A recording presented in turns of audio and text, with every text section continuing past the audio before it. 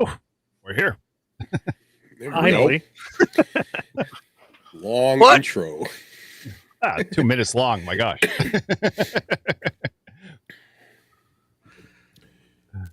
Do you want me to lead? You're on the left side. You go. I am not prepared tonight. What is up, everybody? I'm Mike, N2MET, and thank you for joining us for another Northeast Ham Radio Happy Hour.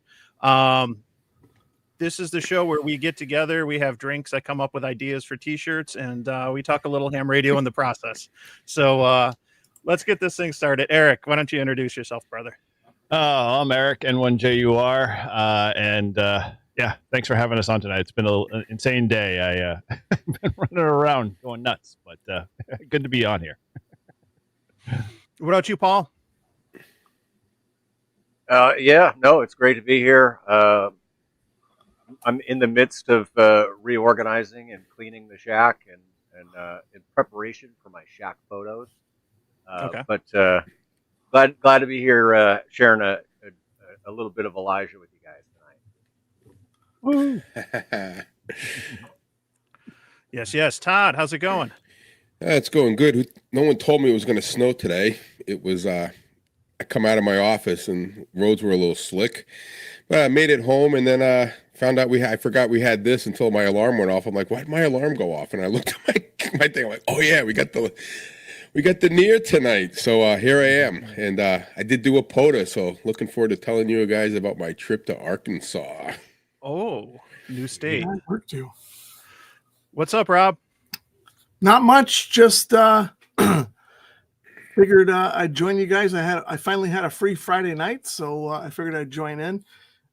Been sick for a while too, so I'm finally not coughing. So I figured I could get through here without coughing and annoying people. And anytime I get sick, like before Christmas or Thanksgiving, it's like it kind of goes through my head. I'm like, at least I'm getting it over with now and not ruining the actual holidays part of it and stuff. But awesome. And as I said, Mike, N2MET, so glad to be here with everyone tonight. This has been a lot of fun doing these live streams each month, getting all of us together from the Northeast. And, with it being the end of the year, as a lot of people already talk, it's kind of like one of those year-end shows. Let's, what are we going to talk about? Well, let's talk about some of the, like our big wins, our big successes this year, some of our failures. You can't have the good without the bad. And then some of the surprises, because I think I certainly had, when it comes to ham radio or ham tube, a number of surprises this year as well and stuff. So that's what we were kind of thinking about talking. Of course, in the chat, you got, by all means, you're a participant in this. Let us know if you got questions. You want to talk about some of the new radios that are just came out or coming out, some antennas and whatnot. Let us know and stuff. But I got to, Todd kind of teased, his activation in Arkansas and stuff. So let's jump in over there. Was that a new state for you, buddy? No, it was a so I was down there in Maine and I did a park real quick last time I was down there. So I scoped out some better parks and I was going to do two, but I was having too much fun. So I just stayed longer at the one. It was my second activation down in Arkansas and it was pretty cool. It was 70 degrees. I was in a t-shirt and loving life. I worked it all on 10 meters. And well, the only bummer that I had is I had Alaska 5'9", clear as day, not at a park. And then I got Hawaii, 5'9", clear as day, not at a park. And then I got Buenos Aires, what is it, Brazil somewhere, Rio de Janeiro, Brazil, something like that. So that was like the far Buenos Aires, Argentina. Yeah, all right, no, it was Brazil, Rio de Janeiro then. So anyway, I got that was like the area, but I got a ton of California, all out west. Everything was 5'9". The band was hopping. I got a bunch of New England, and I was just having a blast. And it was like I was sitting right on a lake, had a little bench, like a picnic table with a little gazebo over it, and I'm like facing the water, like 70 degrees, little rain showers here or there, but I was covered. I was in the shelter, so it was good. And the guy was camping and he came over and he goes, my buddy was supposed to come here today to do ham radio, but he bailed on me. I'm like, well, you want to join? He's like, no. He goes, I'm not a hand, but he was going to do it. He does this. He goes, don't you do this like park thing? And I'm like, yeah, parks on the air. That's what I'm doing. So it was all good. It was the first time I did an activation in probably, a month and a half, 2 months. It's been a long time. So I didn't lose it. I knew what I was doing, and I was having a ton of fun. So it was all good. I got to ask the question. I probably know the answer, and I think everybody probably knows the answer if they listen to the podcast. What antenna were you using? Come on. Do I need? No, really? seriously. We using the Buddy Stick, bro? Is that what you were? Oh using, yeah, but yeah, absolutely. Okay. Nobody got time for that. Okay, Yeah, come dude, on, that Mike. thing, Really?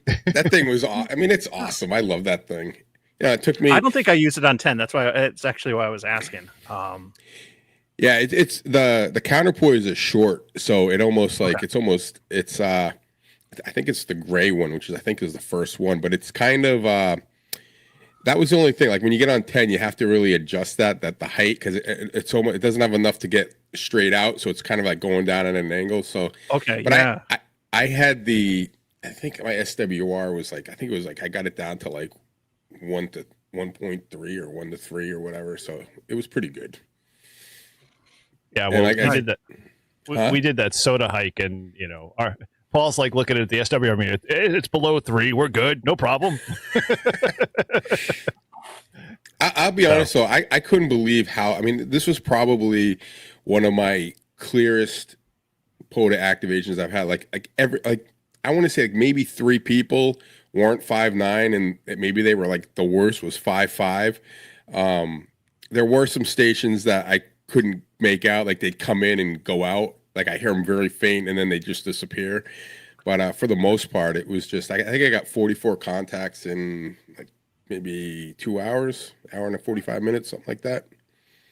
So Hey, sounded good here. I worked you. You're in the log. Oh, I did? Yeah. I didn't even know I worked you. I know you didn't know it was me. Why didn't you say anything? Because you should do is call, my friend. That's Oh man, I'm sorry, Rob. No, I would have talked to you. I was talking to some of the people. I was I like to be incognito sometimes.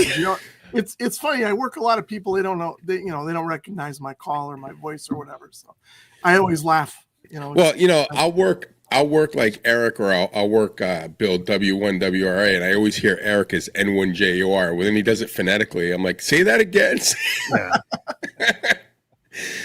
But yeah, it was fun. It was and I did it all on 10. Like normally I do like an I'll start on a different band, and if I'm having trouble or things aren't going my way, I'll switch to 20. And this one, I was having too much fun on 10. I didn't even switch, so I did the whole activation on 10, and it was good. I was testing a radio, and it was good that you came on because you're going to be in my video. Oh, really? Yeah, it's awesome. Sweet. What's up, Izzo? Hey guys, Look who dropped in. Yeah, thanks to technology. Isn't your name and technology synonymous? I don't know, it's worked in the past. Now all of a sudden it says cookies this and cookies that, disable this, enable this. I'm like, really, folks? Well, it is the holidays, Izzo, so Santa does look like cookies, right? It's either that or all because of all this drone activity. We need to heighten security. Gotten into Connecticut. Yeah, exactly. you got drones flying over. Yeah, so, well, good evening, everybody. I got a good cigar. Want to hang out with some bros. Nice. So that's all I know. So, welcome to the party. A nice hat, good. John. Oh, yeah. One of the best. This is a great hat. This is a great hat. You crazy guys from up north gave this to me. This is a good hat. I have to comment. We can't let this pass. Mike is literally like, his ensemble there is totally like, did you plan the hat and the shirt at the same time? Like, it's literally like same color, everything. I just got the shirt this past week. I'm obviously a Generation X 80s survivor, a big fan of Fletch. But I've had this hat for a while. I'm an Orlando Magic fan, and so, but it just looks good, and so does the background with all your stockings hanging. That was an awesome image there, my friend. That took a lot of work for sure. I actually lost the bet. I lost the bet. I didn't know if he was going to come in with a tie or a bow tie, so I lost the bet. So No, the Fletch shirt is awesome. That's, It is. It's awesome. It's great. Yeah. It's great. Can't beat them. Can't beat them. Yeah. Oh, we got another one. Marvin, what's up, buddy? Hey guys, how are you guys? We are doing good. Good. Coming into you from You wanna Wisconsin introduce today, so a little late, but better late than never. Yeah. Hey, It's cold. We're Oh. gonna have a white Christmas. We got snow on the ground here, so it's I would hope so. guaranteed. We're getting a little here too. Yeah, same here. Yep. Yeah, we're getting Yes. it. Yeah, it's definitely starting to accumulate. Looking at the security cameras here, so I don't know. We might get more than an inch that what they're predicting. So Yeah, actually, I had to get the tractor out and do a little plowing yesterday. wow. So, yeah. So was your Wisconsin trip back home for a certain flex to be installed, or was that just a different reason? Well, about that. Yes, that was the ultimate goal, but due to some other circumstances right now, that is getting delayed till probably sometime in February, March. So, Okay. I'll have to be a spring thing now with that, unfortunately. So, I was hoping to have it installed and ready to go because I've got everything here for it except the radio itself. But it is what it is. So, yep. Very cool. So, I'll have the repeater completely up and running. That's the good thing. That'll be functional. So, I mean, it's actually functional now. I just gotta get the big antenna up tomorrow. So that's all I gotta do to get that out and get it put together, which won't be too bad. For the DR2 repeater, or what? It's a DR2 repeater, but I've got the DB224. It's a Commodore DB224 antenna. It's a commercial grade antenna for in the band. So yeah, should be pretty good. It's a very common antenna for repeaters. So it's about $12 to $1,500 antenna. It's not cheap. So, but yeah, but it's going to cover the area. There's nothing else in this area at all. So, which is good. Nice. I saw another repeater is no longer in service in the area too now. So it will be the only one back up in the area for sure. Wow. Yeah. Cool. Yeah. So everyone getting ready for Winter Field Day. It's coming up. About a month away. Yeah, we've been really busy. It's Winter Field Day. A lot of emails coming in, people asking questions. We've got working with World Radio League, and we are going to be having. You can go out and enroll now with World Radio League, and they've got I think about 30 people signed up for it so far, but they haven't started pushing it yet. Big on their side, but you can if you use their logger system at all with other contests, you can see the leaderboard. And it's active as you go throughout the contest. You can see who's getting more points and scoring and doing other things. And so that when you add objectives in there, that will boost your points as well. And so we're integrating that, and I'm going to say this with tentative remarks is basically N1MM and N3 FJP. If we can get the integration done, you can go out to their use those programs, and then it will basically use a program called Ham Connect, and it will connect into the World Radio League server, and you can use those programs and feed right into World Radio League. So we're kind of hoping that integration will get done. We don't know that that's 100% guaranteed for this year, but it's something that we're really working on, and Ham Radio Prep is working with us on that to get that done. So we'll see. So we're kind of excited about that. And we've got a couple upcoming other shows that we'll be on talking about the Winter Field Day very soon here. And so, it's some cool stuff. So continue to move things forward, and it's going very well. Nice. Very cool. Very cool. So Eric, did you have you talked to our new president about we might have a very large showing at the site? We have a very small a very small site, but there's a lot of chatter on a different repeater that a lot of people use, and I think most of New England who uses that repeater is thinking about showing up. So, come on. Yeah. So I don't know how big. I don't know. He was talking about it on the repeater the other day, and he has I'm going to go up there. I think I'm going to be up near Francistown tomorrow, so I might give him a call and just come up and just see it for myself to see what it's going to look like. But I don't know. We may not have parking. Are you still thinking coming up that way, Marvin? I am. Yeah, I'm hoping to be up there. So I'll be back in the state of Mass around the 29th, and then do a little bit of some final stuff on the trailer. And I'm hoping to be there. If I don't bring the trailer, I don't bring the trailer, but I'm hoping to. Nice to have it be enclosed and a little bit of heat in there. So I don't have any weather elements that might be occurring during that time. Cool. Yeah, looking forward to it. Should be fun. Thank you to Michael and Fred, Hobbies and Humans. I know the two of my buddies who have been out to Hamvention with. I should probably let you guys know if you maybe don't recall but it was in a video. The Believe in Belize. So this is definitely one of the successes for 2024. I always like at Hamvention to try to make contacts from the hotel room in Dayton. And so I used a CB antenna on a mag mount and worked Belize on FTA. And it was like the longest minute or two trying to make that contact. And, and Fred's in the back, back of me sitting on the bed, just chanting, I believe in Belize. I believe in Belize. Come on, you can do this. It was like the most fun just to make one contact with this, like a Bree, collapsible CB antenna. But it was on a mag mount on the air conditioner, and it's fun stuff, like that just it totally makes Hamvention. I had such a great time, and definitely looking forward to next year. But thank you, Michael and Fred, for being there. Funny that kind of style. Like I always kind of took for granted a lot of like your 2 meter VHF high band kind of activations and stuff like that. And so when we finally did our soda hike, was it like back early in December?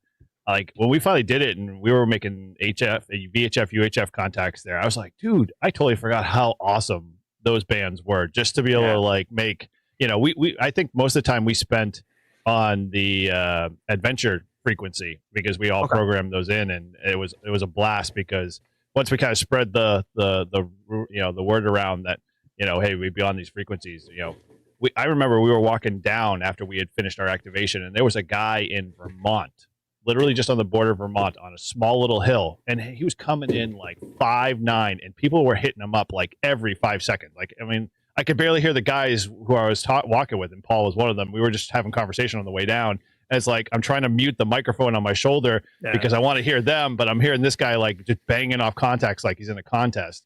And I'm like, this is just on just amazing to see. It was an awesome day for radio. Like I was totally blown away, minus the fact it was good weather too. But that was I think a success. Paul, would you agree? Even though 20 meters is not on lower sideband. But we did figure it out. We did fix it. It's funny because I'm putting together that video, and I carved out a segment specifically for that of like, and I narrated it saying, I don't know how we got Paul's radio into lower sideband, but we spent literally 25 minutes Googling and watching YouTube videos to figure out how to take it out of lower sideband and put it into upper sideband. Well, I did the opposite, and this was with Michael, who did the super chat. When I had his Buddy Stick Pro, and we went out and did the POTA. When we were on getting set up on 40 meters, 7.2 was clear. And we started calling out, and the first contact that came back is like, he was like, I don't really care so much for POTA, but I just wanted to let you know, you're on upper sideband. And so not only did I make a contact on 7.2, but I have a POTA contact on 7.2 upper sideband. We switched over. It was still empty, and got about a dozen more before, the QRM started. You like to walk. That's very dangerous. That's a wild, that's worth a couple extra points. I think that could be scary. My son, Ben and I did it on Thanksgiving. We wanted to go out. We always go out on holidays. We'll be out on Christmas. And it's kind of a little tradition, and we'll do activations together. And on the holidays, usually don't have a lot of time, but, we had a little bit of time. I'm like, let's do 40 meters because I had done 20 the last time I was out, and we wanted to get some local folks and kind of spin the dial. And 7.2 was clear, and I asked a couple times, is the frequency in use?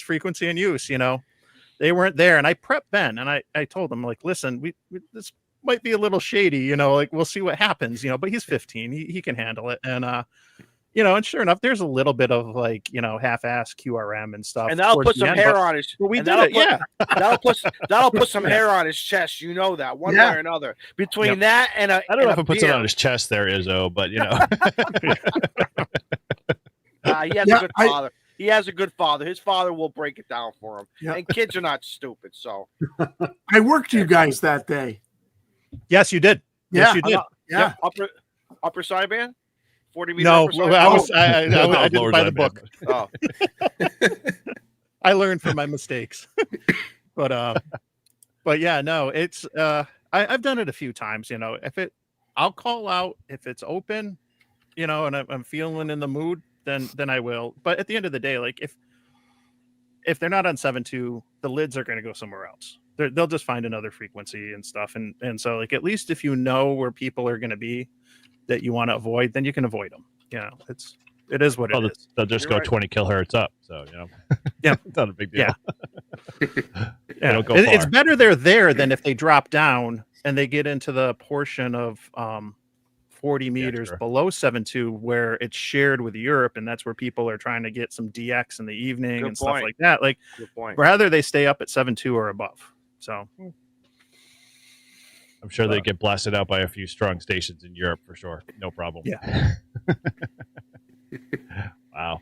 Yeah, I mean, dude, when you threw out that kind of list of successes and failures, I I had to like spend some time trying to figure that out for the past year. Like, I tend to like my failures. I tend to like just go, okay, I can improve on it, and then I just move on. And so I was like, man, where did I have failures? I know I had a bunch of them. I totally know I had a bunch of them. I could name a few.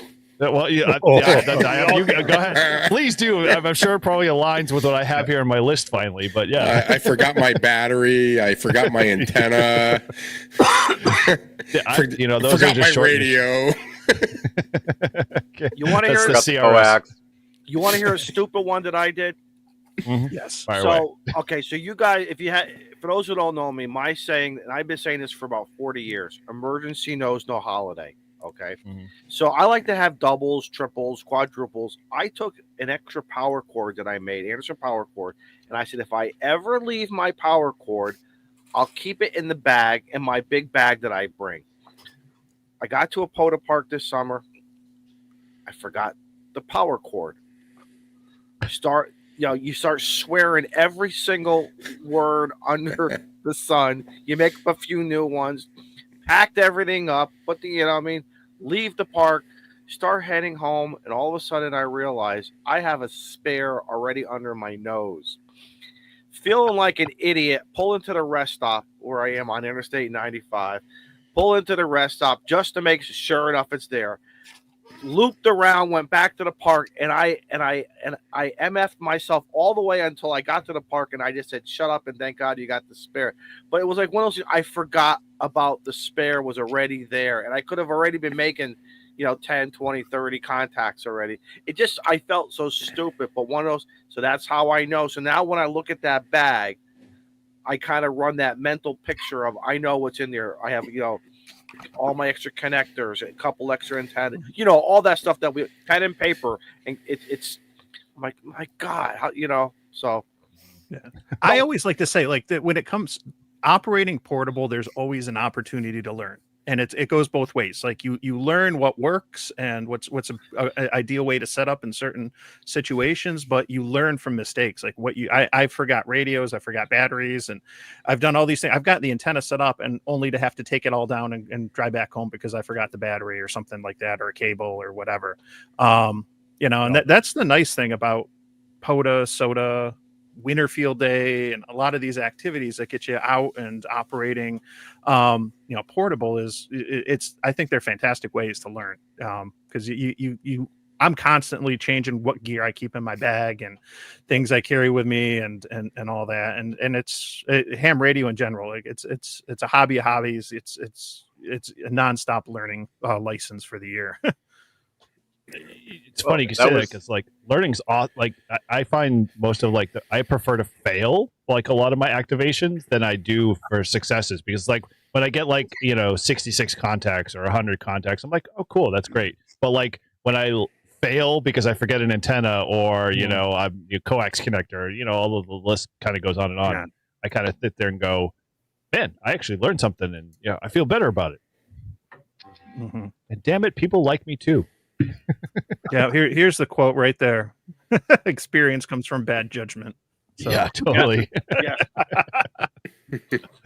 T-shirt time. Do you remember that time, Don, when Jason and Kyle came up? I forgot my power cord. Yes, that day. Yes, I had a different power cord in the pack, and I borrowed your Leatherman, and I made it work. right. Wow. Talking about he pulled a MacGyver. He did. And now my thing has always been if you have jumper cables, which most of us do in our vehicle, you actually have a battery. And even if you have to run the vehicle to make your 11, 12, 15 contacts, you could still make a successful activation. And another time I was thinking, how would I do it? But I was already home. But I said, let me practice. How would I do it? And then I realized, now that I've converted over to power poles, it's like on my Izzo, I no longer have a ponytail coming out, a pony line coming out of the radio. I converted that Molex to power poles. Okay. So now the idea has got to change because, listen, we could just take the, clamp it over here, take some electrical tape, prevent any fires, any electrical issues. You got it.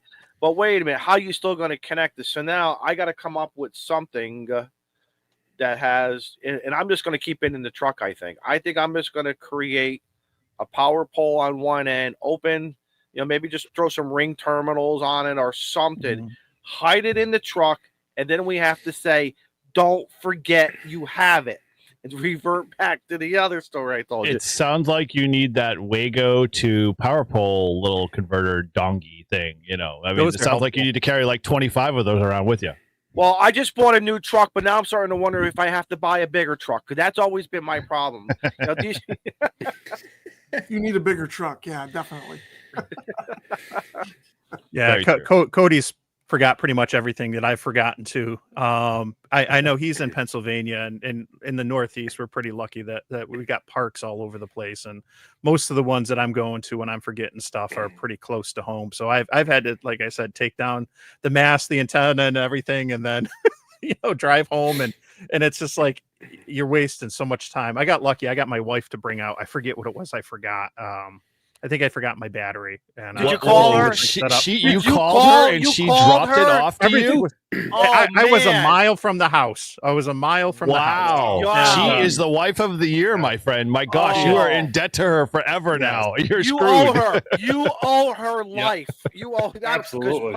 That's a definite success. POTA is important. Yeah. Okay, so we got to stop here. Lost Nation Radio, Chris there. Power pole to jumper kill. This man literally has an entire van of full radios, and he has literally autonomous. The power poles to whatever. I don't care what you use, Chris. You literally just have to pull up to your plot and put out a kilowatt in a matter of a couple of seconds. So Nice.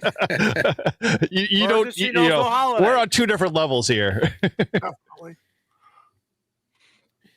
Well, talking about being a dumbass and prepared. I used my iPad to log in my activation in Arkansas, and dumbass me was watching movies on the plane and drained my battery. So, and then of course my battery pack that I had wasn't charged, because I just leave it in my bag and it must have uncharged. So I have like 20% of my iPad, and I'm watching it, and I'm putting in low power mode just so I can work. And all of a sudden, it's like going down, and I'm telling everyone, I'm like, listen, I'm running out of power. I'm like, let's go, last call. What are you dimming the display all the way? Dimming it, trying to save, closing all the apps out, like whatever I had open, just trying to save it. I'm like down to 9. I'm like, all right, I'm at 9%. I could probably get a couple more in there.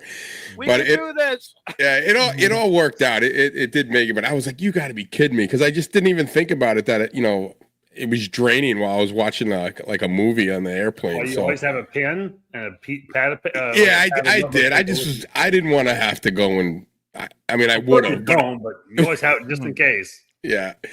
So yeah, but it was pretty cool. It was a good thing. And then my other thing, I got a master, and I have not. And this is the government's fault. It's not my fault. I have not been able to get through TSA both ways with my freaking battery. I mean, I left Manchester, New Hampshire. I must have stood there for 20 minutes with like 20 people looking at my battery, and thank God I didn't because it's starting to peel, like the covering and stuff. Like it's in really rough shape. It's been. I mean, I use it all the time, and it needs to be fixed. But they were looking at it, they were running machine things over it, and I'm like, oh my God. So I'm like, all right, I get through it. Because I was like at the point, I'm like, this isn't gonna work. They're gonna say no. I'm gonna have to go back to my car, dump all my gear, and then head back. So they let me through. So I'm all good. Now I'm thinking on the way back, I better get there early because I'm in Arkansas and it might take them even longer. Nope, they don't even care. Go right through. Didn't even open it. Didn't go down the side ramp. Nope, you're all good. So I was like, there is absolutely no consistency with TSA. No. One way, I'm not going. And it's. I've gone through Manchester Airport, no problem, no check-in, and then I'd get jammed up in Mississippi. But it's never been both ways, and I honestly don't know. I showed him the paper. I said, hey, it says right here, this is legal. No, sir, please, just let us do our job. I'm like, okay. I think the more you question them or you ask them or you show them something, they get more suspicious of you, thinking that you're trying to sneak something in. So maybe I just need to shut up and say, yep. Really what you need to do, Todd, is like when you're standing in line is start to take your pants off, fold it up nice and neatly, put them in the in the bucket, and start to take your shirt off, and then make your way through the scanner and watch 5 other people start to do that behind you because they're just going to follow suit, and then they'll never check your battery because you'll just keep going. They'll be like, I got to get this guy away from me really quick. And it's like when I'm in Manchester, like they have like the after it goes through the machine, there's like it stops and it can either go left or if it goes straight. So I'm like sitting there and the guy had it on pause because he was looking at someone. I'm like, come on. And then all of a sudden I'm like goes. I'm like, big money, whammy. So Big they bucks, don't put no a whammy. ticket. So they don't put a ticket. They don't put like a ticket saying TSA approved. So when you get to your next destination or when you know what I'm saying? Well, you don't have to go through TSA. Like when you have your layover, you're already in the airport, so you don't have to go through it again. But you have to go through it on the way home. Like you got to get back into. That's what I'm saying. Right. So if you approved it but I could make a way, ticket like that and put it on there. So. I know, right? Well, it's like picking up dry cleaning. You don't have that ticket, you're not getting your dry cleaning. I get it. I've been there. I've lost my ticket. And how do you We'll start printing them on the Live Free and Ham shop. You can pick them up there in bulks of 10. TSA approved battery ticket. Yeah. It'll have a little check boxes what you want to prove. I'm gonna try that. I'm gonna re-shrink wrap it. I'm gonna do what Paul said because I said if I shrink wrapped it and I didn't have the label on it, like there's no way that thing would have gotten through. They would have been like, nope. But if I shrink wrap it, Paul said cut out where the label is after you shrink wrap it. And maybe I'll make up a TSA and just put TSA approved and stick a sticker on it and see if it goes through. See, you should really just put on the side of it, this is not a bomb, and then, it'll be perfectly fine. Yeah. They'll be like, oh, it's not a bomb. I'll let it go through. Yeah, next thing you know, I'll be in the back room and I'll be gone for you. Like, how come Todd hasn't been on the podcast for a few weeks? And there's a picture of Todd sweating. Don't sweat. That's the last thing you do. You start sweating, you know what happens. Because we've all seen that channel there catching the smoke. They start sweating. One time I went and I'm talking to the TSA guy and I said, yeah, I got my ham radio gear in the bag. He goes, oh, I'm a ham too. And so we're talking before it comes through and, having this thing. So I'm thinking, oh, I'm good to go. This guy knows all this shit. Oh, no, this guy wanted to look. He's looking at the radio. I think he was just looking at my shit to see what I had. I was like, holy shit. I'm like, this guy knows what it is. Why is he going through everything? He's like, dude, your menu settings are a little bit out. Meanwhile, the pilot's like, come on, we got to go. Yeah. But we should have I should start I should just have my own podcast on encounters with the TSA.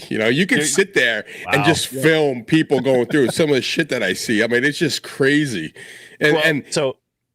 once you start putting your videos out, then you could do a podcast. Let's start with baby steps first. I haven't had to travel with HF yet. I've only brought VHF stuff on planes so far, but this spring we'll likely be doing a family vacation where I will, and I'm just gonna tell them, because like I have my CPAP stuff, that's medical equipment. They look at the battery, the radio. I'm just gonna I'm like, that's medical equipment, man. POTA is an addiction. Like that's my medical, right? It's mental health therapy. Right. I have a doctor's note, not for the CPAT. It's for my HF. Yeah. They think he's a righteous dude. Well, when I fly down there, you have to fly on these like CRJ 900s. They're like sardine cans. And if you bring like a regular, bag that you'd bring on an airplane, like a roller bag that you can bring on the plane, it doesn't fit. So you got to put it underneath. So if you bring that bag, you can't have I don't want to leave my radio gear in there, right? And if you only bring that, you can't put it under because you have to have the battery. You can't shove the battery underneath. So it's like, what I do is I just bring my backpack, my POTA bag, and that's it. Like, that's what I bring, and I shove my clothes all the way around it. I'm only going for a day. Like, well, how much more do you need? Underwear and socks make great cushions for that. Good extra padding. Extra padding for that screen. But yeah, it's just every time, and like I tell you, I don't know. There's got to be one of these days I'm just going to smooth through, but I don't know what the secret is because it's not consistent ever. I'm thinking one of these days you're going to get ticked off, and you're going to say the wrong word to the guy who didn't have breakfast. Right. Yeah. So the question in the chat. So about pilots flying with ham gear. Like I've worked aeronautical mobile stations at least once, maybe twice. Same here. That I know of, and so. I think in those instances, some of them, like it's built. It's not that they're bringing it with them. It's built into they got stuff built into the plane. We've worked Ryan. I've worked him a few times on 10 meters. Ryan's the silent member of. There he is, under Paul's picture.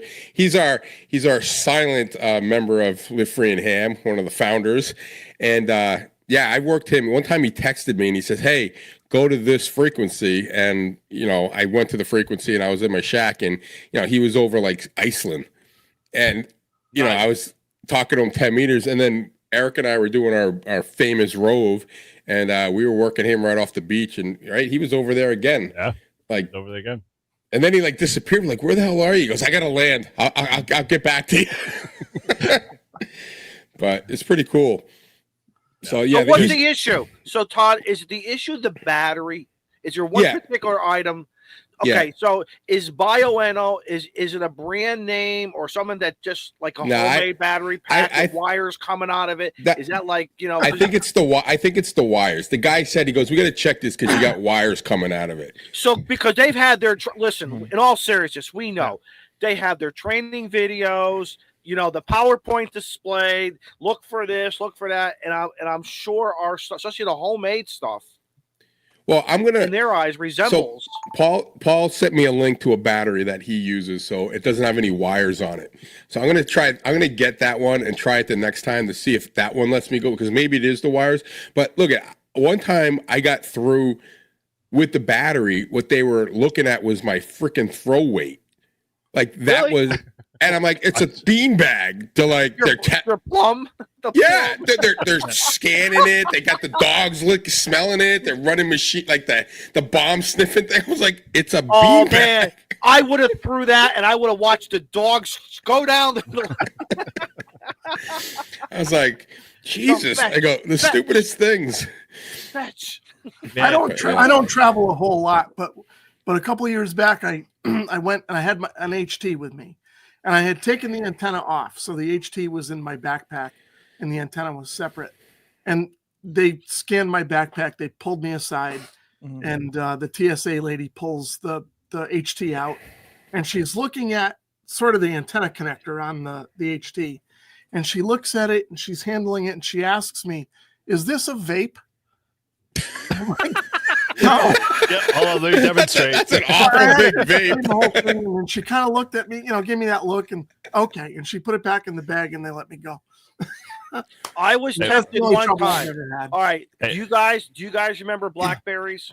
Okay, remember the blackberry? Oh yeah. So with our HTs with all the buttons, I was going to I was Hartford to Chicago to Tennessee, and I was tempted because they just like you guys. I have the HT and the antenna is off it, and I'm like, should I be honest and say it's an amateur radio transceiver?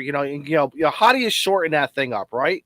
And I was getting ready to say, it's a BlackBerry because Blackberries were popular by then. Yeah. But I said, what if they call me on it? Now, how am I supposed to? And I just said, and I said, listen, I like to listen to shortwave radio, local AM radio. I want to listen to the college game. Go ahead, get out of here. I was tempted though. I said, I don't know if I should be pushing it too far. So it's tough in New York, guys. That's just the way it goes, Bob. It's really tough in the Connecticut area. You have to worry about the drones. Yes. Look who just dropped in. Walt and Chris joined too. Oh, you're muted there, Walt. Let's unmute him. I'm running from one terminal to another. I'm in the Washington Reagan Airport. So talking about TSA, we're a perfect fit. Give us a blow by blow. Can you show us exactly how they go through the process? Or bring one on. Hey, Walt, bring one on right now with you. Say, I know, right? I'm actually, believe it or not, I'm walking through the airport right now, holding my phone. So here's how much I'm struggling. I can't even figure out how to cut off the green screen behind me. I just grabbed the phone and got on. So, oh, good, man. Oh, good. We probably do not want to see the people at this time of the day in the background anyway. Right, for sure. Hey, guys, I just want to say Merry Christmas to everybody. I've got to run, but I just want to drop in and say you guys are awesome, and Merry Christmas to everybody out there. And I can't wait till next month where I can sit down and enjoy the whole show with you guys again. I really have had so much fun with you guys this year. We enjoy hanging out with you, Walt. Thank you. Fly safe for sure. Yeah, Walt. Merry Good to see you, Walt. Yes, safe travels. Wouldn't it be funny? Wouldn't it be funny if they don't give Walt a problem with a CB antenna, but a ham radio antenna is a problem? Would that be funny? Or a 10-meter rig, 11-meter rig? Yeah, no problem. Go. Yeah. I was going to say a minute ago, the 12 amp hour battery is kind of your maximum for going through TSA. As long as you're not bigger than that, I've never had a problem going through with a Biono or a Dakota Lithium, either one. Right. I've flown through with those. I've had my 705 with me several times, or 891, and never had an issue with those being questioned. So, yeah. Well, I'm gonna. Someone put in there they laminate the rule. I'm gonna laminate the rule and stick it like right on the battery. And because you'll make a lot of friends that way. Mm-hmm. And it'll be awesome because then they can just read it. I mean, look, this is your rule. I mean, it's legal. Try to make their job easier. The last time we went to Walt Disney World, and this was pre-COVID and all that stuff. The stuff that we did not board with, sit in our luggage, and we had that little colored thing that says stuff was going through. But I did laminate a copy of my license and I just put on an 8.5 by 11. I am an amateur radio operator, certified by the FCC. This is but they did open it. And you're right, Marvin. I did have a 12 ampere hour Biono battery and the charger. So I don't know. Did it help? I don't know. But when I got to the room, everything was in there. So I don't know, Todd. Maybe you just need to buy your own airlines, or just get your own plane or something. Be a lot easier. Fly us all around. Hey, listen, I've been asking Ryan. I said, I even asked him on this show. I'm like, you wouldn't be by chance flying down to Arkansas tomorrow, are you? Like, just hop a ride with his boss. He's with me. He's with me. Yeah, he's my guest. Dude, they don't do TSA checks with his job. Basically, they just walk off the tarmac right into the plane and take off. So there's no checks whatsoever. Or what you got to do is get a setup like Chris, and then you just drive. You don't need to go anywhere. Chris, thank you for joining us. Can you guys hear me? Oh, yeah. You're good. Okay. Yeah, Chris, dude.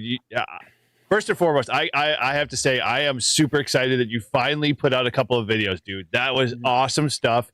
I love the 3-hour video. It was perfect.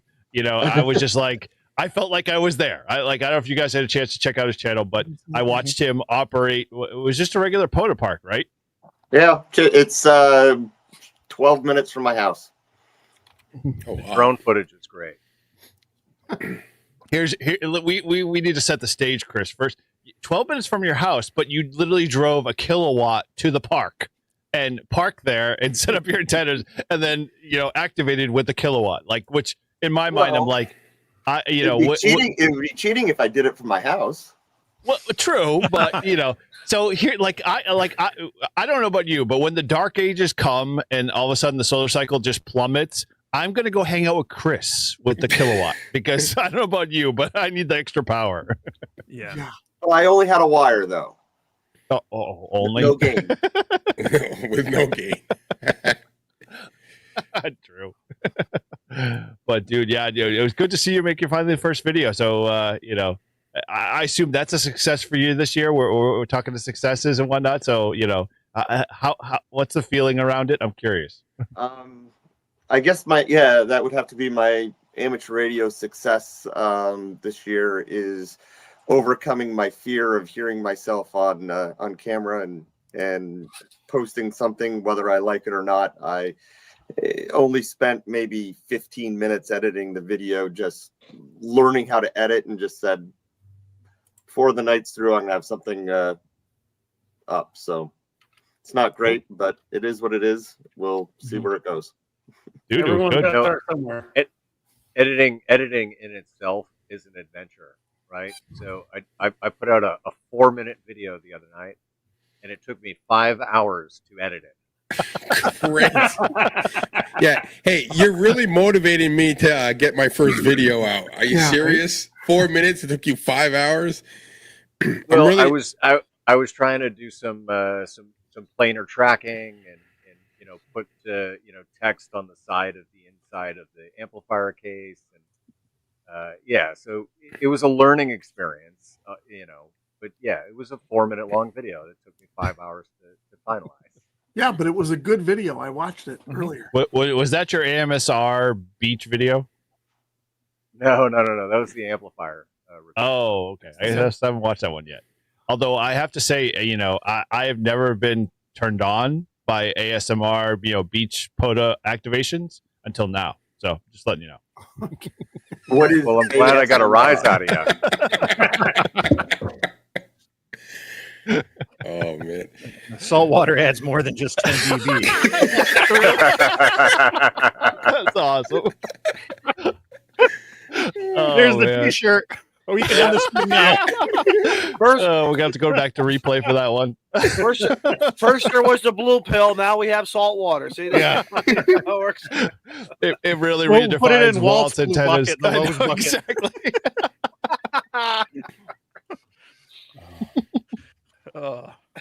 Yeah. So are we still talking about successes tonight? I know we've started there. Hey, it's a success getting through the TSA. So that was a success for me. I mean, come on.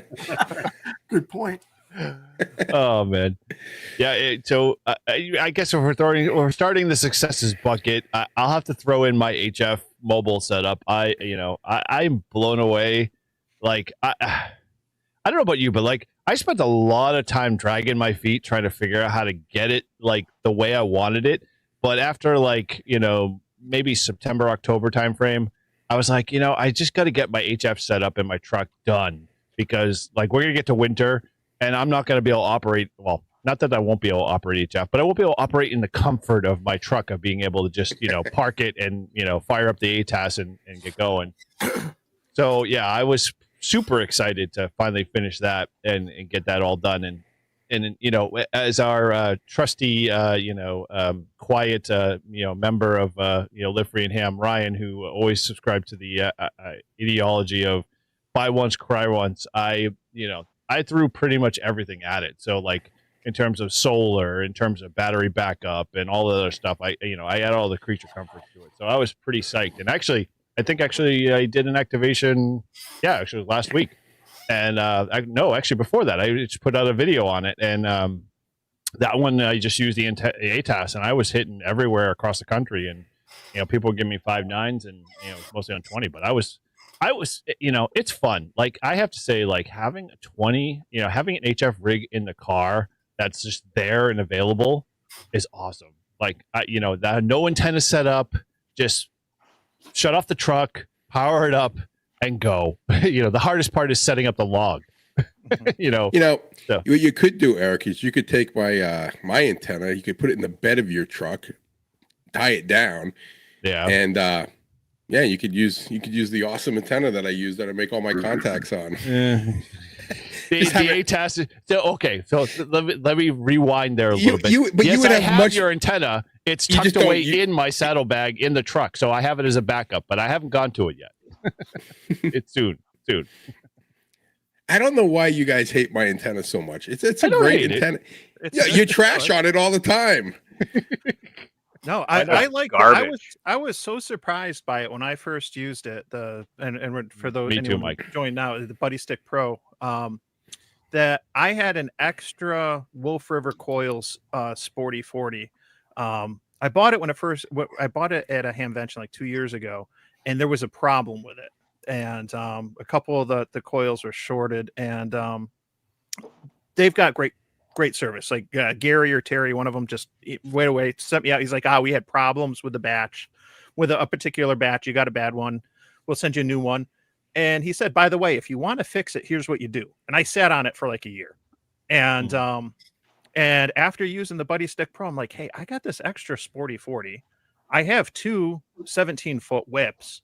And I took it and I just put it with a mirror mount on the deck and set it up temporarily. I had a little jumper to bypass the coil if I wanted to just do 20 and higher. And I took just a piece of wire and one of the stakes to go in the ground, one of the driveway markers, and I marked off with just some painter's tape on the wire where the radio links were for the different bands. And it was just like a semi-portable thing I left out on the deck. I would take the whip off. I use the quick disconnect. So I just pop the whip off, and when I'm not using it, put it inside. I had to, bring coax out, but it was nice in the summer to have on occasion. And whether I was using it for wind link on 40 meters or to hunt some PODA on 20 or do a local net on 10, that worked nice. And you can move the radial around and give it a little bit of directionality depending if you're trying to go south or north or whatever. So I loved it. I like the idea, and I took it down now that it started snowing and stuff, but I liked it. I like that idea a lot. And there's been other variations with the elevated radials. Quarter waves are really nice, and I guess they're a lot more efficient when you do the elevated counterpoise radials. You avoid some of the ground loss. Right. Yeah, I know. I'll have to say, I'll admit it first, and Paul, you can confess later if you feel so, led to. But like we get Todd crap all the time about his Buddy Pole Pro because that's literally his only antenna. He's got a Reliance antenna, and he has never taken it out and used it ever. Why? I have it out. Why not? When did you use it? When? I don't recall any episode we talked about it. I haven't used it. It's out. It's in my bag. But True. I'm just so used to using it. I don't need to be in a tree. I don't have to throw it up. I just plop it down anywhere. It takes me 5 minutes. Dude, lie to us and tell us that TSA confiscated for crying out loud. Come on. That's a bullshit excuse, man. All right, I'll use it the next activation. Yes, I'll do. Yeah. What? Like, and while you're at it, film it. Talk. Yeah. We want proof. If anything, out of like our little Livestream group, Paul is the only one who is literally a tried and true Reliance guy. I'll take my Reliance antenna every once in a while, but like I always go to my. Go ahead. Well, when I did the park with him, I was totally impressed with that antenna. I was shocked how well it worked. And I didn't he's talking about it, I didn't believe him. I'm like, yeah, it's just a wire. It's gonna be, it's not gonna be. And then I was like, oh, this is really good. It was really good. Totally. And even better is you can change bands and you don't have to touch the don't antenna. have to You don't touch have the to get out antenna. of your seat. Yeah, but You when I'm stay just right doing, there, and you just go, no, I'll change bands. maybe Arm maybe I'll share use photo. maybe I'll Arm use share I'll do photo. mine. I'll use it on field day, winter field day. I use mine quite a bit. But, That's dude, really great. we're gonna have a ton of antennas already up on Winterfield Day. By the time you think about taking it out of your bag, you'll be like, I'm just gonna use whatever's there. It'll probably be a Reliance antenna. I'm gonna use my Buddy Pole Pro just to stick it to you. Just to stick it to you. I'm working 20 meters all day. No, it's the Buddy Pole Pro's got to be a really good antenna to travel with, though, because you Yeah, don't need it's- stakes. And it's and Tim you can gets set up a tripod anywhere. pretty yeah. much. Well, that's what I have. I have like one of those like little selfie sticks that turns into a tripod, and I used to use my luggage as like the hand to arm, and I just connected to that with a carabiner. But then now I don't have to bring the luggage. That's the only reason I would bring that freaking luggage bag, was to be able to raise until the a thing. homeless guy decided to take your luggage bag and steal it from you while Yeah. you're busy doing an Yeah, activation. people used to like look at me. I'd be like walking through a park with my luggage, like, what is this dude doing? He's like dragging his airplane luggage through the park. Another homeless guy walking through. Yeah, Just, all you gotta do is yell at him. TSA approved. yeah, right. Yeah, so Cody, Buddy Hex Pro, I love my Buddy Hex. I don't take it out any other time except for field day because it takes forever Oh to set no, the damn thing up. you did. We set it up and it failed, and we had to use the. That Buddy was the Pole one. Pro. Okay, so Coming let's to the rewind the tape coming here to- a little coming bit. to the rescue it as failed usual. because they sent me the they sent me an incorrect long length wire for 20 meters, and we couldn't figure it out. And when I emailed Buddy Pole, they were like, "Oh yeah, we sent you the wrong wire," so they sent me a new one. So Yeah, no, it was that was a good story. We'll get them next time. That was a good one. Eric and I went to this park. I hadn't activated it yet, so we were pretty excited. They just got the antenna. We spent all the time setting it up, and we get to the end. I'm like, this doesn't work. Like something's wrong here. And it was getting like we were like 2 hours trying to figure the thing out, and they were like, "Screw it, we'll just bring out the Buddy Pole Pro." And then we activated the park in like 20 minutes, and we were done. Mm-hmm. Yeah, that was shame, tuck the tail, but we learned. I learned, I should say. But yeah, I do. I don't take my Buddy Hex Pro with me, Buddy Hex, everywhere because it's too much. It's a lot of work for sure, but it's an awesome antenna. Eric, how long does it take you to set up your Buddy Hex? About 15 minutes if I do it myself. So like if I have a bunch of other guys, doing it, the hardest part is just like doing what I call the dance, the wire dance, where you have to wrap around every element for every band into the upside down umbrella. But once you get somebody doing that, it's just a matter of clip, and just run through. And that's like kind of like the most hardest process or most time consuming process, I should say. So, but once it's up, the only problem, man, and I can't wait till Buddy Pro, and I keep hearing that they've got something going out, but when they figure out how to do a Bluetooth module to plug in, so you can actually rotate the antenna from like your where you're currently sitting and residing, that's the first thing I'm buying, because like if I want to rotate the antenna to be able to use it, I have to get up from where I'm at, run across halfway wherever the antenna is, and then crank it and yell to the person, "Hey, do you hear what you're looking for?" And then, we stop. And so, yeah, it's a first world problem, but, it's a small minor issue. I looked at them out at Dayton, and I was thinking about getting one for the van, but I don't believe I could swing it around and put up all the wires without falling off the van. The van is only 6 feet wide, and I don't think I think I'd need to have more than 6 feet to put up the 20-meter section of it. So. Sounds like you need to get a trailer then. So were you thinking of putting it on one of your masks, Chris? Yeah, I wanted to be able to quickly deploy 20, 15, and 10 on. I think what's the one from the guy in New Hampshire that I'm trying to think of? I've seen that one too, but VEQ Hex. I would have VEQ to, Hex. Yeah, I would have to put it together on the ground and then try to pick it up onto the van to put it on the mast. I don't think I could put it on the mast and erect it because the edges of the sticks would be so far off the side of the van. I'd be off in Never Land trying to put them up. Put it in. So the Buddy Hex is super light. I mean, that I'll give it that. The whole construction of that antenna, just the functionality, putting it together, all of the components are super light and wicked easy to, put together and assemble. Even the actual mast is relatively easy to pack away, and set up. So I would say if you were going to want to go to a hex, option and then just figure out how to do rotor control with it, then that might be a good fit for you. Sounds good. Yeah, I like that. I like that antenna. Yeah, but, I mean, I used it. I think at field day. Did I use it at field? Was it field day? I used it at. I think. Not maybe. I don't know. Is that when the finals died? Your finals blew, yes, and you were making contacts to Pennsylvania. Yeah, and I was using that antenna.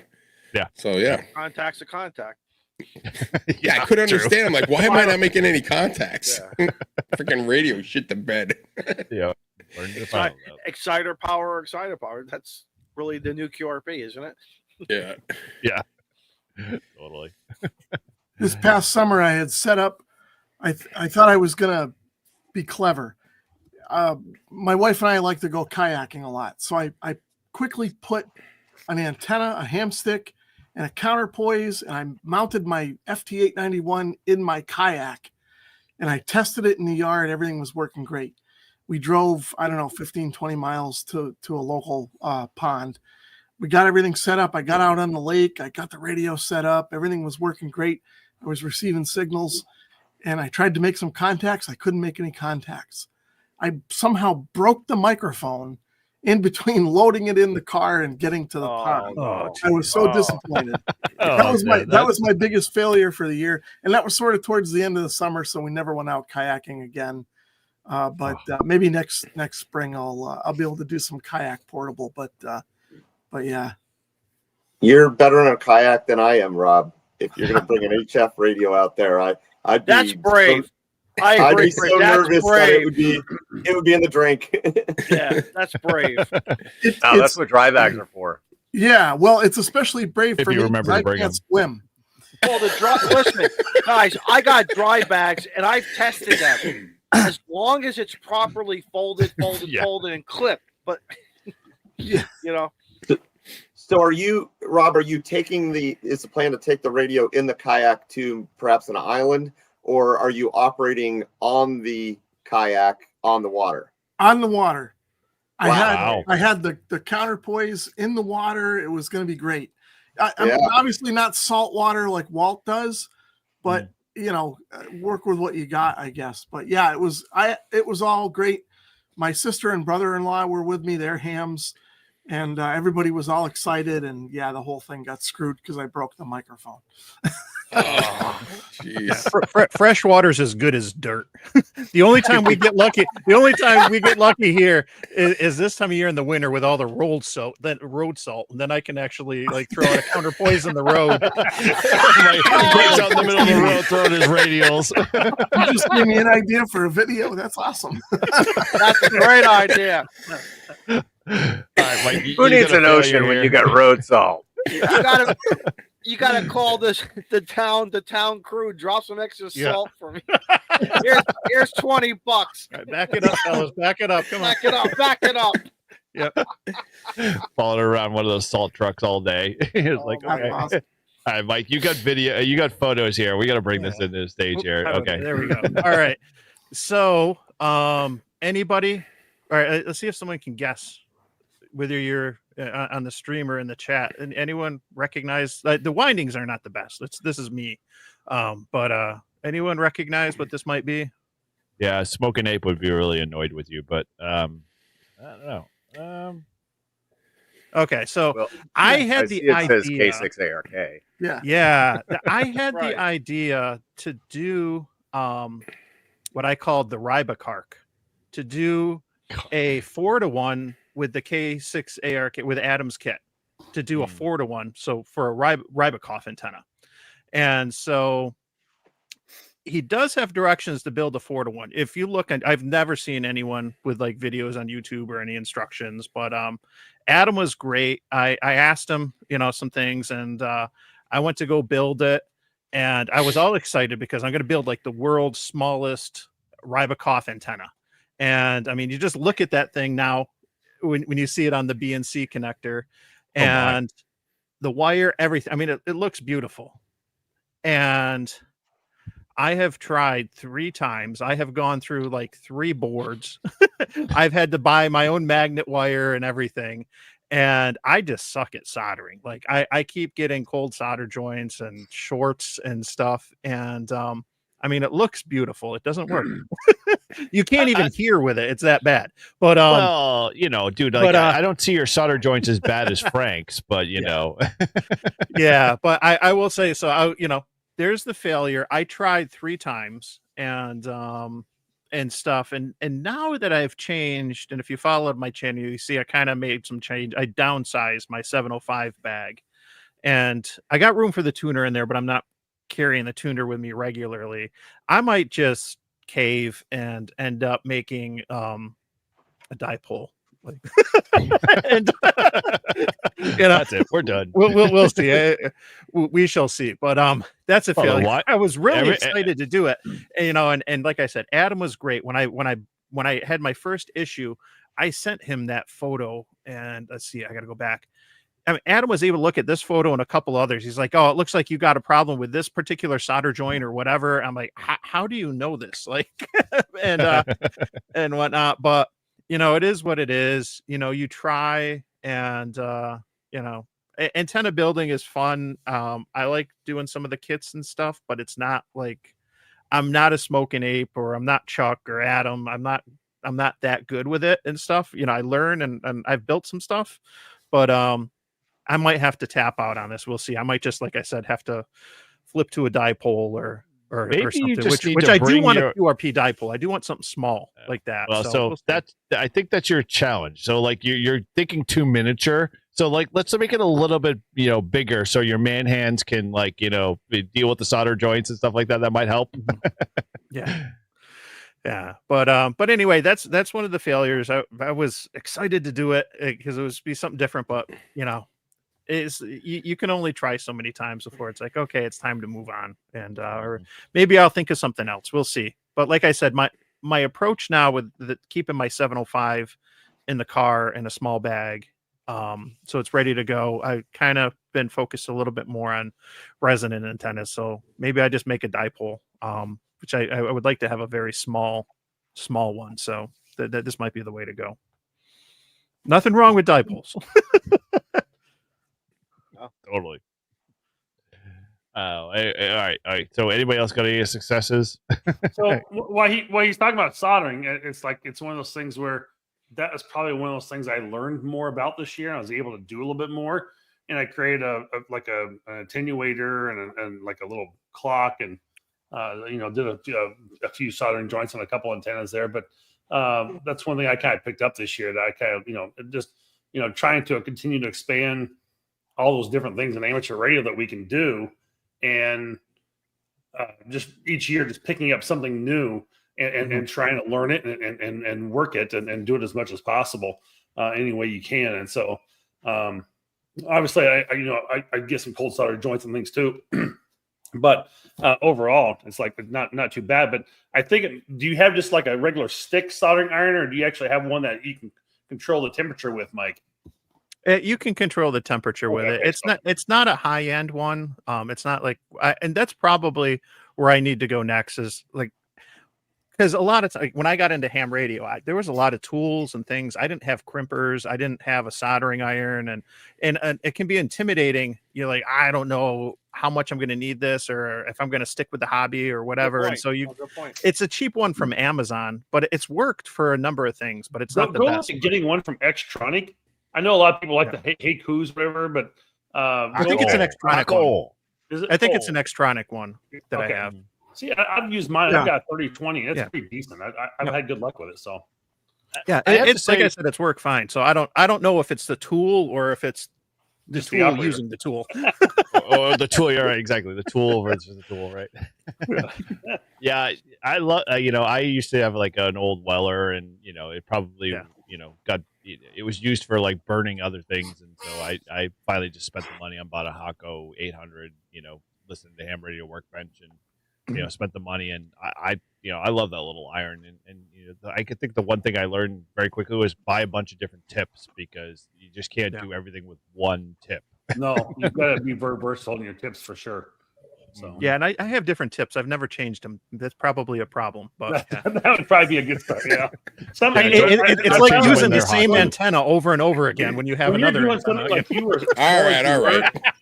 Mike, when you're doing something as small as you were, there's some really small, fine tips out there, and I can send you a link for a couple of them that I've used, and really that fine little tip makes a huge difference. That might be a way to go. Yeah. Yeah. You know what's actually really helpful. So the tip on my Weller is way too big for a lot of the small stuff, but the Kaiweet's little like the pine sill. I wondered about that too. It's got a much smaller tip. It's got a much better temperature control. Like it makes doing small stuff a lot easier. The fine tips are like way. Once I bought a bunch of them, I was like, oh my gosh, my soldering skills level have gone like from like here to all the way up here, and I was like, oh wow, I actually can solder. Yeah. But that and like I learned from Vince V6LK is buying all of that. I can't think of the solder paste that he recommends all the time. That stuff is like liquid gold. Once you buy it, it is like the best stuff. You just put it on everything, and it literally just like makes your soldering like look professional. Okay. Hey, speaking of Vince, I gotta say I got something in the mail. Oh. Not the day before yesterday, and I was very impressed with the packaging. I got myself a little Morse tutor. Oh, nice! Is that the new one he's putting out? Yeah, that's the brand new one. Wow, I've got the older one. Yeah, like I've got the old like kind of smaller display. Yeah. Wow, you got the nicer display. That's more like the Morse Reno. Yeah, that's the Morse Reno. Oh, so you got the more. So he's upgraded it then. Wow, I haven't paid attention. Yeah. So Carlos recently did a video of him unboxing it and kind of doing some CQ on it. I'm not at that level yet. My knowledge of that language is still very foreign, but I have said that one of my goals for 2025 is I'm gonna get my A license for parachute, and I'm gonna learn at least the basics of Morse code. And he's gonna combine both, so he'll be able to do Morse code on the way down. Vince is my only Morse code contact, but I that's almost like a point of pride. Was that when you were on the Canadian border or on the U.S. side? I can't remember. When I was in Canada with him. Yeah, and we did it on 6 meters, dummy load to dummy load. So it was local load. but his face his face was absolutely priceless because I messaged him before, like a day or two before. I'm like, hey, you got an extra key? And he's like, of course. And I was like, okay, I want to do a CW contact. He's probably thinking, why doesn't he bring his own damn key? And then we get there and we're finishing up. He's like, oh, we got to do the CW contact. And I was like, yes. And I'm like, let's do it on 6. And he's like, I like that. That's awesome. That's different. And he gets the key out and I'm like, all right, you got to give me a lesson. He's like, what? I'm like, I've never done CW ever. And he was like, oh my gosh, like really. And so, but he was patient and like we spent like 15-20 minutes and but that's how I roll. I am a legitimate portable operator. I had somebody teach me FT8 out at a park. Like I learned it out at a park. We picked one that had electrical so that we could, if the computers needed to be charged and stuff. But I play in the field. I want to learn in the field. And he was an amazing teacher. And I got to follow through and start doing it some more. And I might have to pick up one of those at some point. That's a good video. But, I was thoroughly impressed to watch the contact. FT8 in the field is so damn boring. Boring. Like if I'm going to sit there and I'm going to look at my computer screen, I might as well just sit at home. Now, if you watched my last video and you saw what you went about boring, you tried to do FT8 on 2 meters and 6 meters when there's no openings and no contest, and you're just sitting there calling, and there's no noise, nothing, and it's just like, oh my gosh. But the wheel. If anything though, like digital modes in the field, the nice thing is you can enjoy your meal, enjoy your coffee, Yeah. and your lunch, and Yeah. and a 4-course meal. Yeah. Yeah. I don't know how a lot of these guys, like a few parks that I've seen, like they rack up like 6,000-7,000 contacts there, and I'm just like, that's all FT8. Like, dude, Yeah. that's a lot of quiet. Like, are you reading a book? Because you'd have to. Now I did do this year on Winter Field Day, and my problem with Winter Field Day is it's during basketball season, and so I'm still waiting for the January schedule for my son. So I don't know when I'm going to be. I can't make plans until the beginning of the month, like when I'm going to be able to go out or not. And I only had about an hour to get out for Winter Field Day, but I at least said if I'm only going out for an hour, I'm going to do something different. And that was the first time I did JS8 call, was Winter Field Day. I set it up and I did it from the park. And I was like, if I'm going to do anything, I'm going to do a new mode. I'm going to do something different for Winter Field Day outside of my element. And it was good. It was fun. Good for you. Yeah. Should have done PSK 31. Yeah. That's this year for him. Yeah. See, I'm going to do FT8 this year. Let's see how it goes. JT65. Yeah. I'll be the only FT8 station on for Winter Field Day, calling Winter Field Day. That's right. Actually, you might have a couple of roamers out there that, just decide they want to do it because they can. The rebels, the rogues, the guys that, hey, we're going to rack up the points and not get points for it. But anyway. Basically. All right. Well, is it, any other? I mean, based off of Mike's list there. So, any successes? I mean, we've kind of talked about some of our failures there, but did you have a couple, Eric? You had listed?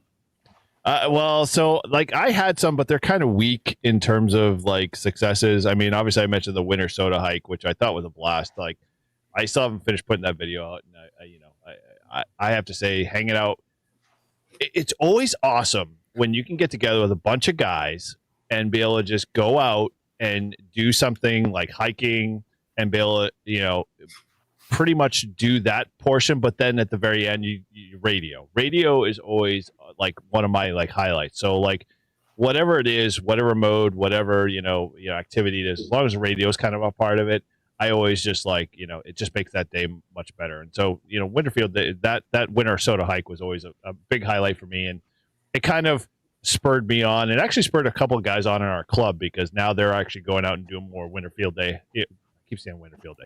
Winter hikes for soda activation. So it's good to see, because it's just like, okay, that, next time they go to do it, I'm going to be like, okay, I'm going to get closer. But, I have to blame Paul for this, because, the Live Free and Ham hosts always love to blame each other for all of their, purchases and anything else in between.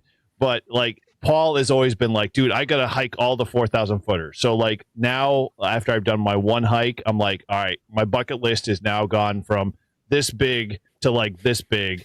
And I'm like, okay, we got to get all the 4,000 footers done, or at least a good percentage of them in the spring, summer. And so, I'm kind of gearing all that up, and it's the cool part is like, dude, like I'm thinking like, all right, I can now start building. And this is where I say a lot, like, and I'm learning very quickly, like a hobby is 1,000 hobbies of other, a hobby of 1,000 hobbies. And so like, I'm already at this point, like, oh, now I can build my soda pack. I've got to think about radios, and I got to think about like small miniature. And like, I'm already like, anytime like either Mike or anybody else brings up like small and miniature, I'm like, oh, I got to have that. I got to, it's got to be in my soda pack next. And it's like, but so that, I think for me, that's a kind of one of the big things that kind of spurred me on, and one of my successes at least, because I'm not going to put in the video that I'm releasing, but there was a section where I did a confession in the video, and I'm not going to release it, but I was like, dude, I'm turning 50 in January, and I'm like, the two guys that I was with, Paul and Keith, KC10ZK, both of those guys are younger than me, and they were like 50 miles ahead of me, and there was only a 2-mile trail. It was like you watch the video, and if you could catch it, you'll see that I was lagging at a certain point, and I was like huffing and puffing, and there was a section in there that I was stripping down, and actually I referred him. I happened to be wearing Mike's AM shirt at the time, and I'm like, Mike, I'm sorry, I got to take your AM shirt off because I'm sweating to death. And so it was like, I was like, man, I thought I prepared for this, but I wasn't, ready for the terrain and stuff like that. But, it spurred me on. I'm like, I want to do more soda. And so, I think that for me, that's a success. And I have to thank Paul for that. You're dragging me all, out there and having fun. Good thing I didn't go with you. You guys still be on the mountain, or at least I would be. I would airlifted out. I mean, like, where's Todd? He's still working his way up. 2-mile trail. Eric, how long? It's not the current legs of voltage; it's the general legs, the extras are. Yeah. There you go. So I gotta announce a big win for me this year. Right, I got an email today. Today was the 1-year anniversary from my first video. Oh, nice. So Nice. in this last year, I've gone from 0 subscribers to 2.4 thousand. Wow. I put out, I think I'm up to like 120 videos for the year. Oh, you're looking at your YouTube stats? I got to pull that back up again.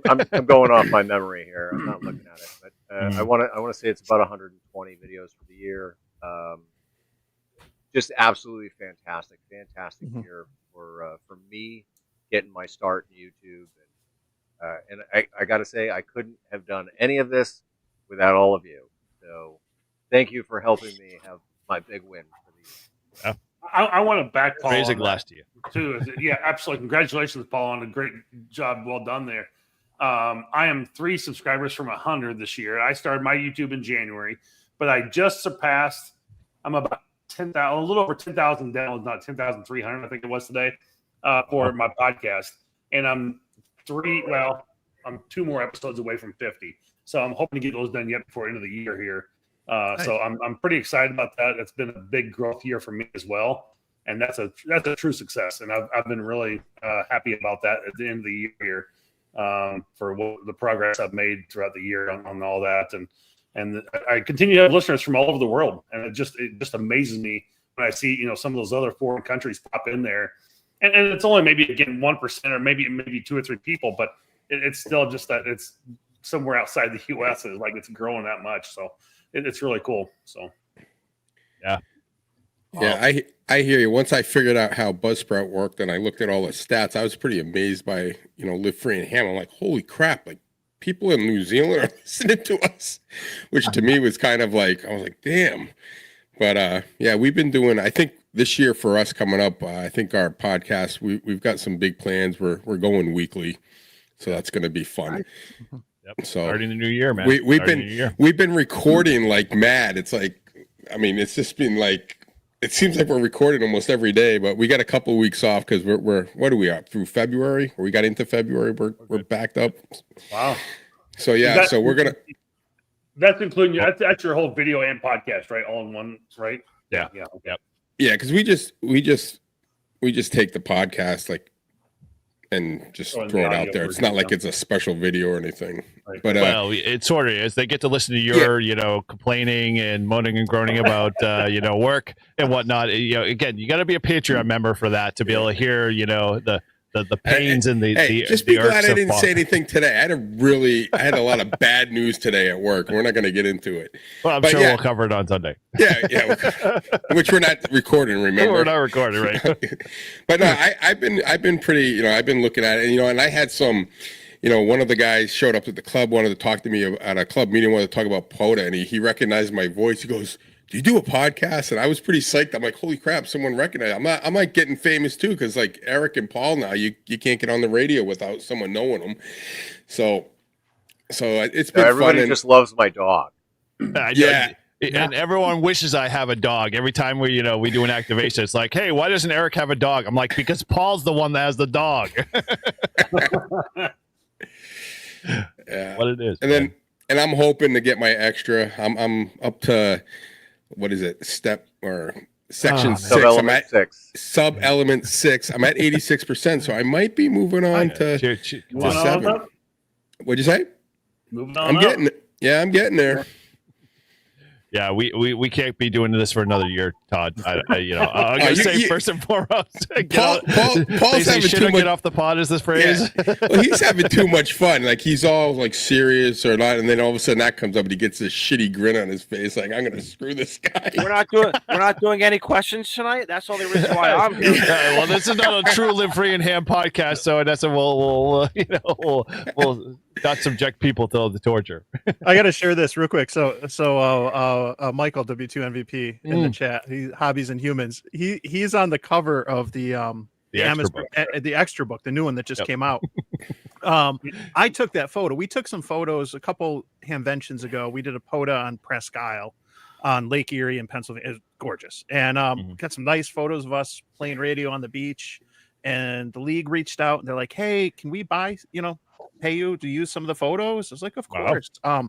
I didn't realize they're giving us as much as they did, but we gave everything to POTA, like full disclosure. We decided before we got a check or knew much, like, all right, yeah, we'll give them the photos that both of us took, and we made a nice donation to POTA because we wouldn't be doing what we were doing if it wasn't for Parks on the Air, right? So, if anybody, hey, last minute, idea, you want to make a donation before the end of the year, consider Parks on the Air. But first day, and he's like, "Oh, I want to go stop over at the ARL and buy a field day shirt." He didn't even know field day shirt, and he walks and he sees this. He's on the cover of the book, and he's only a general, which is hilarious. So he needs the book. Nice. So he buys the book, and then when he's like checking out or whatever, he's like, "Hey, it's me on the cover." And so they gave him like the study guide or the little book, whatever they sell with it, like they're like, "All right, take this for free." They should have given him an extra just for that purpose, because they should have fact checked that one first. That's awesome. Yeah, dude, man. Well, that kind of dovetails to like what we've been doing with Northeast Ham Radio. I mean, I love hanging out with you guys. It's always fun once a month to be able to just like not have any agenda and just come and hang out with you guys and spend some time, talking about stuff in the Northeast, because hey, ham radio in the Northeast in general is it's alive and well, dude. And I'm pretty psyched to hang out with you guys once a month, be able to do this stuff. Yeah. Likewise. Yeah. See, Todd, you're not alone. KD2WLN says I'm riding him about his extra too. Cody KD2WL, he was my first contact on 60 meters. I recognize his call. Wow. Well, if I'm thinking of who it is, Cody. That's Cody. Yeah, he was at Fort Drum for a while, and he used to. Fort Dummer. And I don't know if he was 10 Mountain or not, but he'd hunt from the fort, and 5'9" Fort Drum, and or he'd go out and activate. And I think I got him park to park on 60. It was my first contact on 60 meters. I was like, "Oh, I got to give this a try and see if I can tune." I think I had an 80 meter end fed out. I'm like, let's see if it'll tune in emergency mode, and sure enough, I think that was my first real experience using emergency mode on the 7300. He's a little bit further away now. He's in Southern California, he's not like on the left coast. You can still get him. Yeah. So Mike, I have to ask the one question. So now that you've got the little net process set up in your Subaru there, has it been working out for you? Yeah. Okay. I you have given me anxiety every time I open up the boot and stuff, like it's gonna fall right out, but no, it's been fine. I have anxiety every time you have that little net thing. I'm like, dude, that's just gonna fall out. That's gonna fall every time. No, it's gonna fall out. No, it's worked fine. And one of the things I did, because we have, and I got to get him on a live stream one of these days. But I'll be mindful of Izzo, because I know Izzo's afraid of snakes. But because we have a snake, we have one of like logging contacts, but yeah, the laser heat thermometer things, and because we have a couple we have a snake and we have a gecko and stuff. But I brought it in when we had a real cold snap, like or streak a week or so ago. I wanted to take the temperature and see what it was of the Denko battery that was in the car, what the ICOM, and so I brought it in. It was like 10 degrees or so outside, and it was fine, because I would be sensitive, like they're in a bag and everything else, and then the car, it might be 10 degrees outside, but you're in the car, you got the heat on, and it doesn't immediately turn to freezing, when you go inside and this and that. But I'm going to be checking it. So in trying to see also temperature wise, how is this going to hold up if you have that radio. And it might be something if people, are keeping HF gear in their mobile, and you're in the Northeast or Alaska or places you got cold weather, it might be something that you might want to keep in mind if you're running off a battery. And stuff to, be mindful of the temperature and stuff. But so far so good.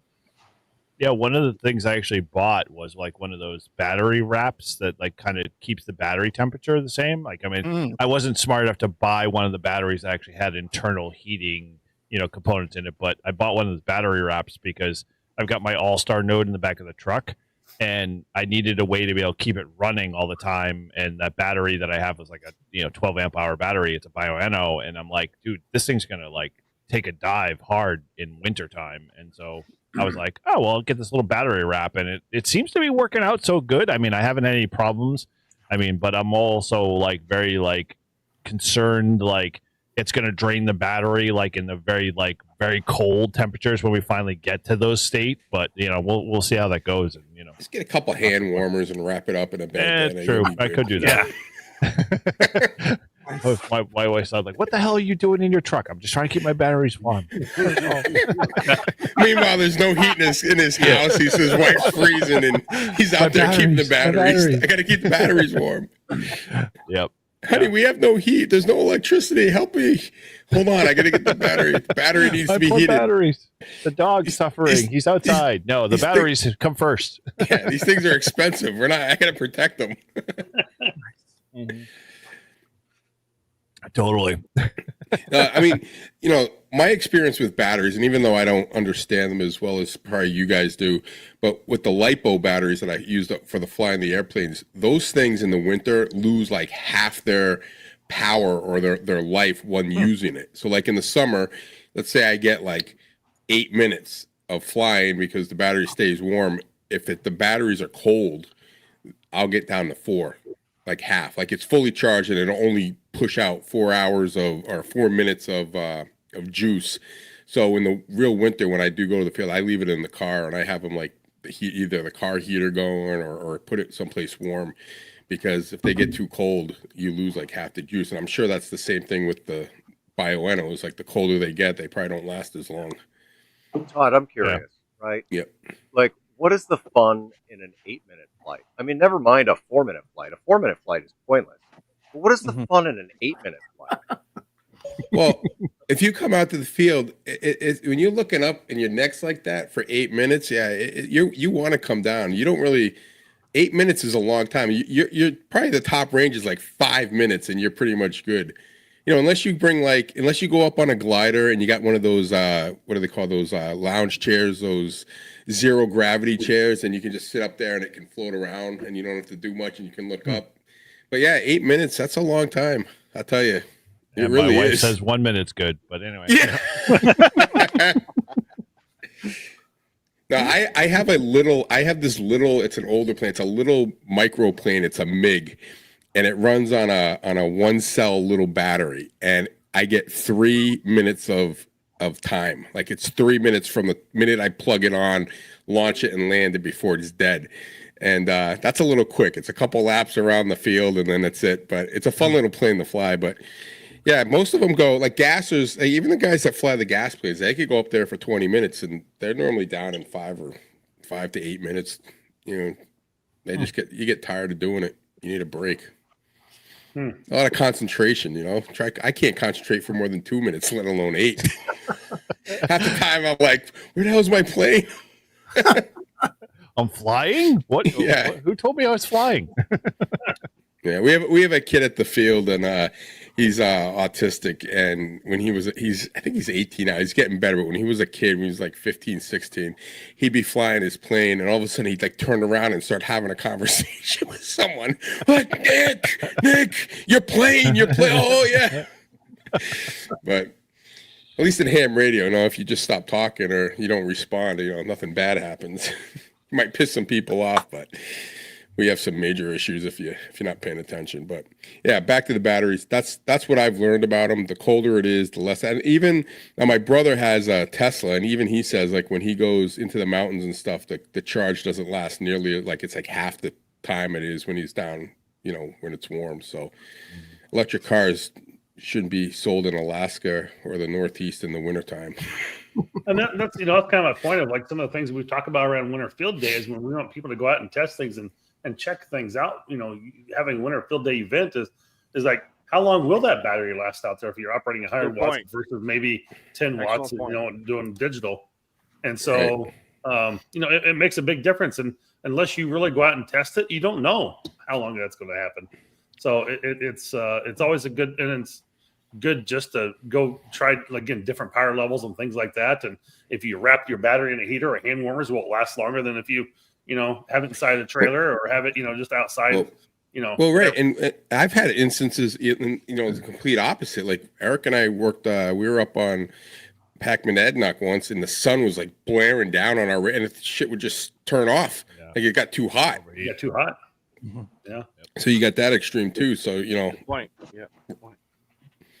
Man, first world problems. That's what the problem is. Speaking of the batteries, I'm curious about Chris. Like with his, are you operating off a battery and like what batteries do you have in the van?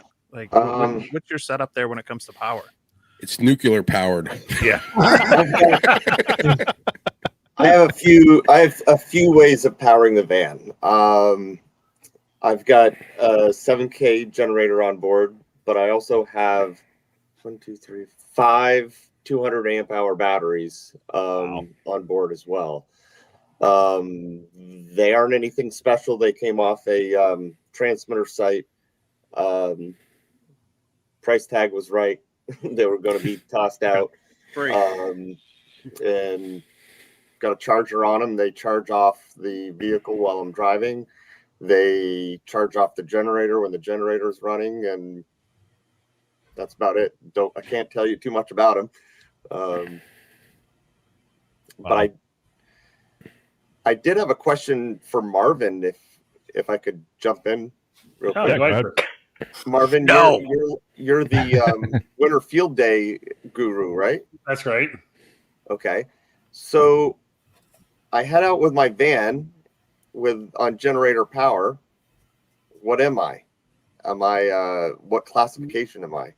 It'll be mobile. You are a misnomer. You are an anomaly. You can be mobile. I guess you could do indoors, but I'd classify it as mobile. Okay. You can literally pick that up and just, whether you're like a trailer or an RV, you could, in your van situation, you can pick it up and move and go somewhere else with it if you needed to. So you're now a mobile classification. So if you're in an RV and you throw up an antenna on the RV, you are considered mobile, even though you're not moving? Okay. Yes. We're going to be activating the van with the club this winter. And just want to make sure I have that correct. So where are you doing this? Because I might take a little detour from our winter field day to head that way. So we'll be in Middlesex, Vermont, at someone's house on a very long driveway, sitting about, I think it's around 1,800 vertical feet. Sounds like us. So we'll literally be like 100 feet below you because we're at like 1,700 feet. So on a long driveway, pretty much. So how many in this group will have internet? Is there any way we could do a live stream of all of the? We will be live streaming. Yes. Okay. Can we throw that together on this group? Let's offline talk about that and see if we can do some live tandem live streaming, because I think that would be really cool to do. Okay. Izzo, you coming up? Band down by the river. Exactly. Are you coming up more on the mountain? But yeah. It's a Chris Farley class. I love it. Yeah. Dude, there we go. There we go. Now you've opened up the class structure. Cool. You have to be within 100 feet of the river. Yeah, exactly. Dude, that is awesome. a new class we're going to do. The Chris Farley. It doesn't matter the power level. Just run the Chris Farley class. I need to get a purple sports jacket. Yes. Wasn't that what he was wearing? Yep. Yeah. How do you get Fletch class? You're a huge embarrassing failure. There you go. All right. Prepared totally. Oh man, yeah, dude, that would be awesome. You should just like introduce like a specific class for Chris Farley class. I'm all for that. Gotta be 100 feet of a river. That would Gotta totally be in a confuse lot van of people. down by the river. Maybe we'll create that as an objective for next year. You got to operate near a river within 100 feet. Oh, dude, I would be all over that one, guaranteed. We should just start at Chris Farley's on the air. Like, as long as you're 100 feet from a river, it doesn't have to be like a state park or anything. Just as long as it has river in the name. I'm doing CFOTA. Sorry, what's CFOTA? Chris Farley on the air. CQC photo. CQC photo. Our club. Well, so Eric, you could get the rail trail. Right? Oh, dude, that would be you're awesome. working on the Literally kilo right by a pond. Yeah. right next to the Nashua River. Yeah. Oh, dude. Yeah, I'm all over that. We got to do that. Our club here in Vermont wanted to do breweries on the air. Oh, dude, Ooh. I'm all for that. Come on, dude. awesome. That would be awesome. Like in the parking lots. Dude, I'm doing it inside the brewery. I don't care about it in the parking lots. I mean, New England weather sucks. You know, so An being able hour to do into that. the activation in your shit face. You work PX, you need to take a drink. If you work 5-9, whatever, dude. I don't care. work a new state, you need to take a drink. Oh, dude. Oh, your audio cut out Your there. audio died, Izzo.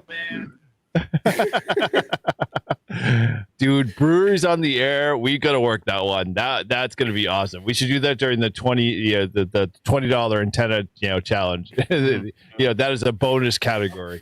Do it. Oh, you gotta have extra points if you make a antenna out of beer cans. Oh, dude. I was just gonna say that what Mike said. The distilleries on the air. That's exactly. Yeah. If you can tune up, basically a still pot, you get extra points. So you could do a rove. It'd be like doing a rove of breweries. If you do a brewery, a distillery, and a winery, or we'll throw in cideries just for the hell of it. Like if you do those 4 in the same day, and it's not a rove, we're going to call it a bender. And dude, you got a gold mine here. This is awesome. We can do it. We're gonna flush this out after offline, and we're gonna come back to this next month, and we're gonna launch this. This is awesome. Bender. We'll finish at LaBelle Winery. Dude, Right. the Bender Award would be awesome. Yeah. most work breweries. And I guess like at the end, instead of like saying QRT or whatever at the end, it becomes like CQ Uber. Dude, that's awesome. A designated driver will be like an extra few points. Yeah. Dude, oh man, we gotta work that one. All right, yeah. Sadly, Great now idea. I've got more things to do on my plate. Thanks, Mike. Yep. Oh man. All right, well, No voice key are allowed because you need to be able to not slur your speech. yeah, exactly. You gotta be able to make the contact clearly. That's worth 4 points right there. Oh man. Fucking Jody. That's awesome. So totally, dude. Oh man.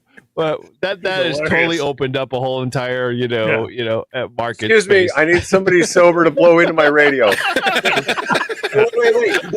You switch. You've got power out, SWR, and your blood alcohol level. ABC. Be able to blend them too. Yeah. I blew a 1.9, so I'm only limited to 10 watts. 10 watts. So 4 feet. Oh dude, man, this is awesome. We'd have probably Alcoholics Anonymous on our case, but hey, why not? It'd be good for the first year. I think we've taken a 90-degree right turn in this episode. Yes. Oh, dude. Hey, we're Put talking one in the about chat if you want to do breweries on the air. Yeah, we're doing goals for 2025. 25. Well, that's definitely a surprise for this year. 0.08. 5.9 and 0.08. Yeah. Dude, I can only imagine that, like, you have to work at, like, building up your alcohol content to be able to get to, like, a 1 to 1. The higher the alcohol level, the more points you get. That's The your more points you multiplier. get, the multipliers you get. You multiply by 0.08 or by 0.16. Oh God, man, that would be horrible. 0.23. How do you confirm that level? Like, when you submit your logs, like, what do you submit as an addendum, like a police report? It'd be like Fertilizer report. It'll be like exactly. it'll be like breaking news. 3,000 ham radio operators died of alcohol poisoning doing their breweries on the air. Breweries on the air. They just wouldn't stop. Oh, one more contact. Gotta keep going, honey. I'm sorry. It's gonna kill ham radio. Oh, dude, that is gold. I gotta work that one. I don't know how I'm gonna work that one, but it's gonna be a lot of work for that one. Our club call sign over here, and we'll be using it in Winter Field Day, is W1BD. That's Whiskey One Beer Drinker. Oh, dude, that's awesome. That's an easy one to work CW and voice. Oh, dude, that'd be awesome. Oh man, dude. So Izzo, are you coming up to hang out with us on Winter Field Day? You got plans down there? No, you're a little buzzy there. Yeah, feedback. All right, sorry. No, loose wire or something, Izzo. Just unplug it and plug it back in. He's going to chat. It works every time. Reboot.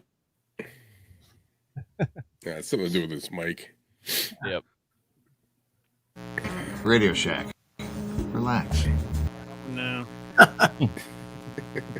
You're still buzzing there, bud. Yeah. You got some time to work on it, no problem. We'll keep plugging away. So just call Ape, and Ape will tell you to unplug it and plug it back in.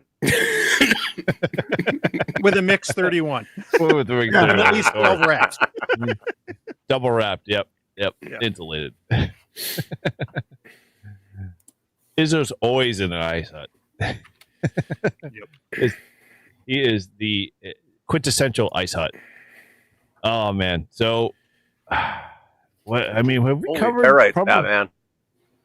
Yep. I don't know. Anybody got any interesting surprises or failures they want to throw into the ring that we haven't talked about? I'll mention this. This is a little cheesy, but this was like definitely one of like the most like heartwarming things that happened to me this year, and it was earlier in the beginning of the year. I did a live stream, late shift, and it was clearly, and we've all worked kids before when kids have gotten on the air and stuff, and so I worked a kid and got an email later that night or the next day from the ham saying, "Oh, thank you so much for working my kid." They were bragging about being on YouTube all night and kept rewatching it and everything and stuff, and which was nice. I'm like, "Oh, that's great." Like I'll send you out a QSL card.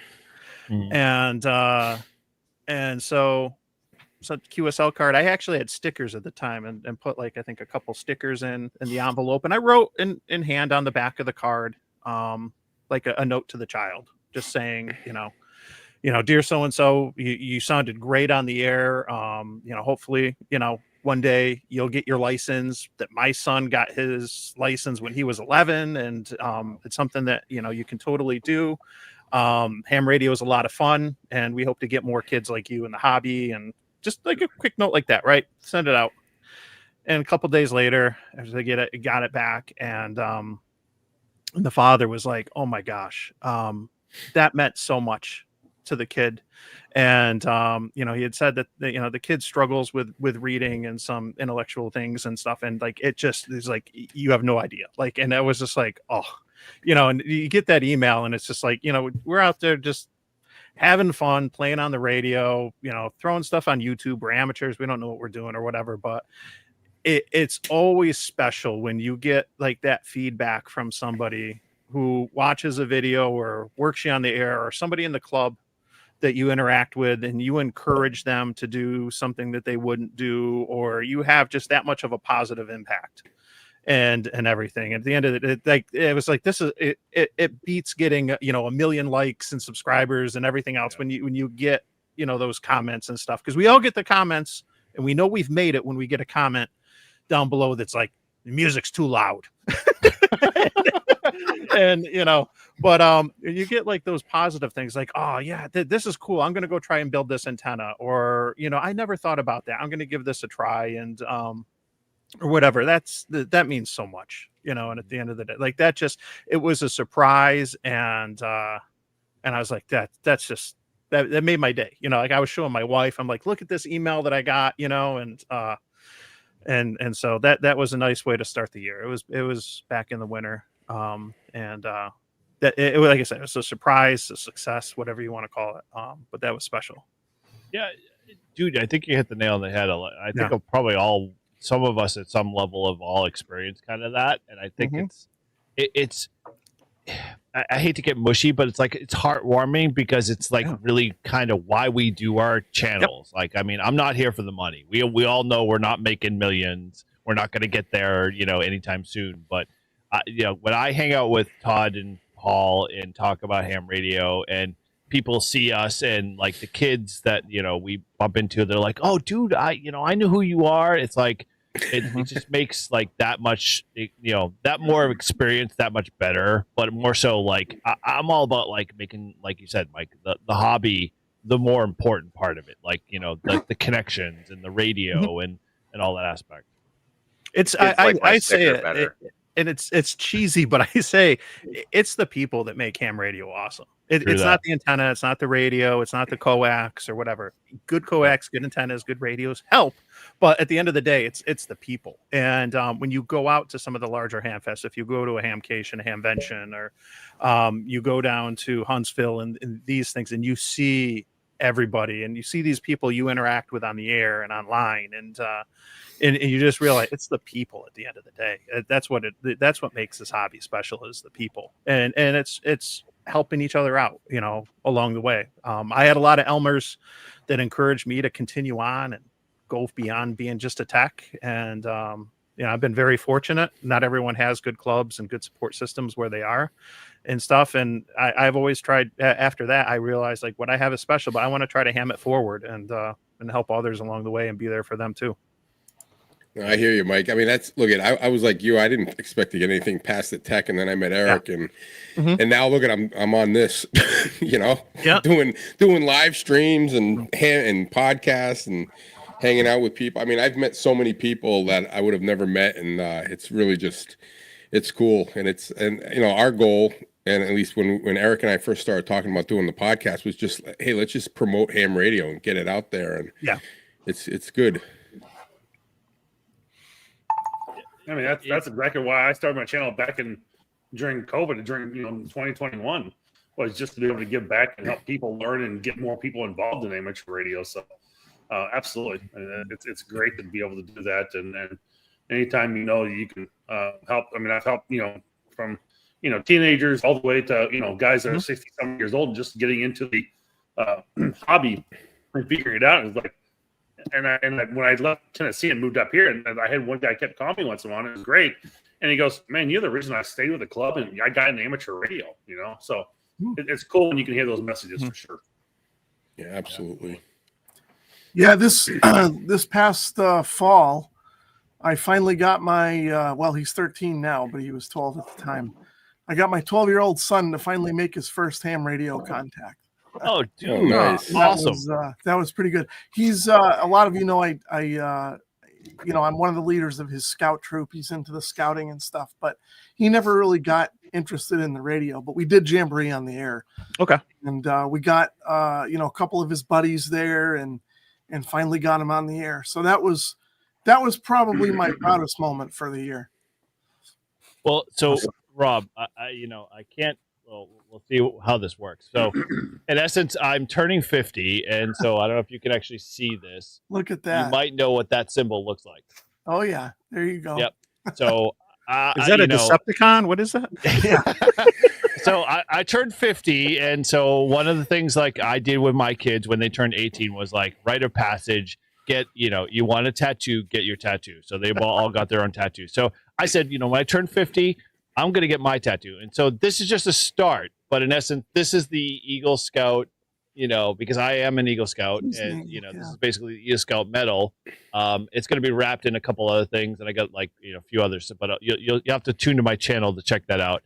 But I had a couple of hours; they were able to fit me in, and so he started that work on the Eagle Scout medal. But for me, like being in scouting, that's kind of where my ham radio journey kind of started. So like I totally get when you're supporting that kind of aspect of it, and that's kind of why like with my club, I push hard to get into the 4-H and scouting and Girl Scouting and stuff like that, because it's important.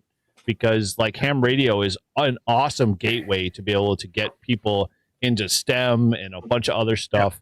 And it's just, I love the fact that I can talk in radio, and like, being able to share that with people who have no idea like about it at all is just like an eye-opening experience. And I'm just like totally blown away by it. So yeah, dude, it's awesome that you're, he's focused on scouting, and, and you're definitely part of that. So, my dad definitely helped that process too. So, although I have to say, when I go down to our Christmas Eve party, my dad is not a big tattoo guy. So this one's going to be one of those things that's like, we'll see how it goes over. You're gonna be wearing a long sleeve. Yeah.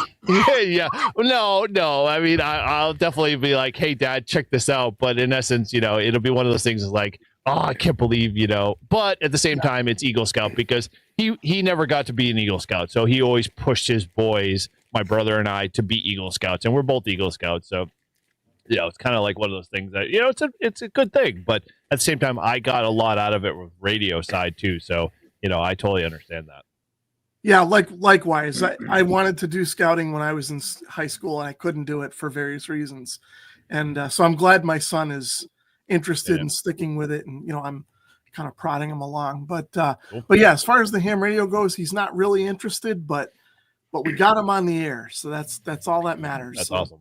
That was cool. And And a couple of the other scouts too, and it, you never know, 20 years from now, these boys might look back and say, yeah, I remember doing that one time when I was in scouts. Maybe I'll pick that up, and you never know. One of the things that I've learned, or I've experienced, is number one, some people don't even know what ham radio is, or they've heard about it, or it's some old thing old people do or whatever. But people at work were like, I was telling them about like ham radio, like, oh, that's kind of cool. I wish I could see that. So I turned on my iPad and connected to the Flex, and I started saying, this is how you do it. I go, you want to make a contact to, Europe? Here we go. And they were just like amazed by it. And I said, it's actually really fun. I said, and anyone can do it.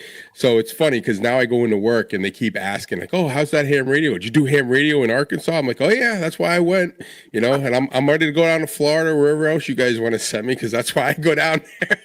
And I'm like, maybe next time you come down, you come down with me, and I'll show you what it's really all about. But what's cool about it is like, there's a lot of people out there that will see you doing ham radio, especially on Parks on the Air, and they either said their dad did it, or they did it when they were a kid, or I'm still a ham, but I haven't done it in 20 years, and they, they start, they really want to do it, and I think that's where, all of us, and even other hams out there, especially the guys doing Parks on the Air, have a real opportunity to kind of spread it out. And like what Eric said, getting in with the kids, the schools. I mean, we've got Tom, one of our members.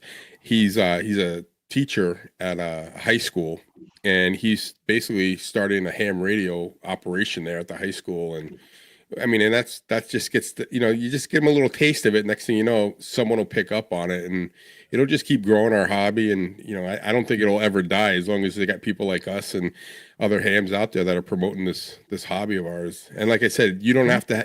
We all have different things that we like the best, like most. We have got our buddy Tim, KC1QDK. The guy's like he's become the CW master in our club, and he's taken it all the way. And I mean, he loves it, and he's got a whole following. Like, they do study things, practices, and I think that's where it's all about. Just getting us out there and promoting the hobby and having fun with it. And these things are great too. I love hanging out like the clubhouse and this. It's just cool to hang out and talk. Rag on each other a little bit and joke around and laugh and get together and and share it with everyone. So. Yeah, it's one of those things where I have to give a kind of a little bit of a funny story here and kind of a success is. So when I first got married 25 years ago almost, I was doing ham radio stuff. I told my wife, I said, well, you should get a ham radio. And she's like, no, I'm not going to get a ham radio. I took her to a ham fest. And of course, I had a bunch of old guys there. And it's like, she calls them stinky old guys with no teeth. And like, I'm not getting to be a part of this at all. Right. And so it was like, she knew I enjoyed doing ham radio. I did it for many, many years. And I think it was back in 2022. Well, because then we started getting cell phones about early 2000s. It's like, we'll just use the cell phone. We talk back and forth. Well, that was fine. But then back in about 2022, we actually did a local technician course at our local ham club in Tennessee, where I was.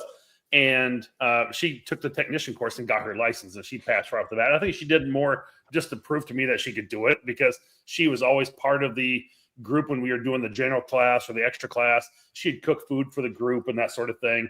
And I'd be hosting it in my house, in my garage, or in my little room. I had a big drop-down theater screen. And so anyway, she knew a lot of the questions and heard me talking about all these things over the years. Well, this past field day, she came down to visit that late afternoon, early evening. And I actually got her on the air as a technician to work ham radio for the first time. And she made a great HF contact, and she did a great job. I kind of coached her along the way, but I got the video of that. And that was, I'll be honest, that is my most exciting part of 2024, is that I got my wife on the air to make an HF contact, and she did a really good job.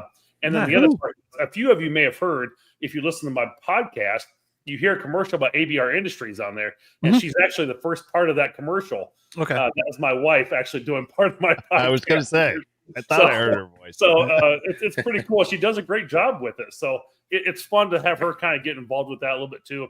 And as much as she's been like pushing me the whole way to, I'm not, keeping me at arm's length, I think she's slowly starting to warm up to it and knows that's really my passion. And I really enjoy doing it, have a lot of fun. And it's like, I told her, hey, we can go dinner tonight, or, if you want to go to the basketball game and visit nieces and nephews, that's fine. I said, I'm going to hop on with the ham radio guys and do the New England ham radio thing. But she said, you want to do this? It's like, you go do your thing. I know you enjoy doing it. Have fun with it. And I'll see you later. It's like, okay. So, but it was just cool to get her on the air and then be able to get her on the podcast a little bit too. So that was a big They success. think he's a righteous dude.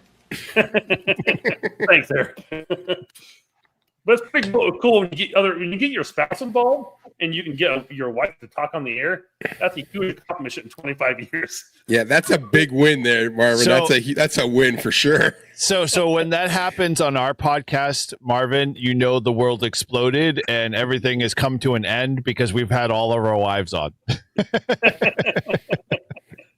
Yeah. All right. Well, so were you ready to kick things off here, Mike? So let's do this here. We are gathered here today to force this man. I think you must do something. You got to pass the initiation. Well, what is this? We doing a new secret handshake now? Let the initiation begin. You want in? But first, you must look me straight in the eye and answer one simple question. He must be on his own ham radio. Step right up, step right. Sensitive, and if this is what you want, we as a family support your decision. Okay, it's time to cast your votes now. You pay now. Now. Called ham, since I enjoy ham radio. So it's official. Y'all are card-carrying lifesavers.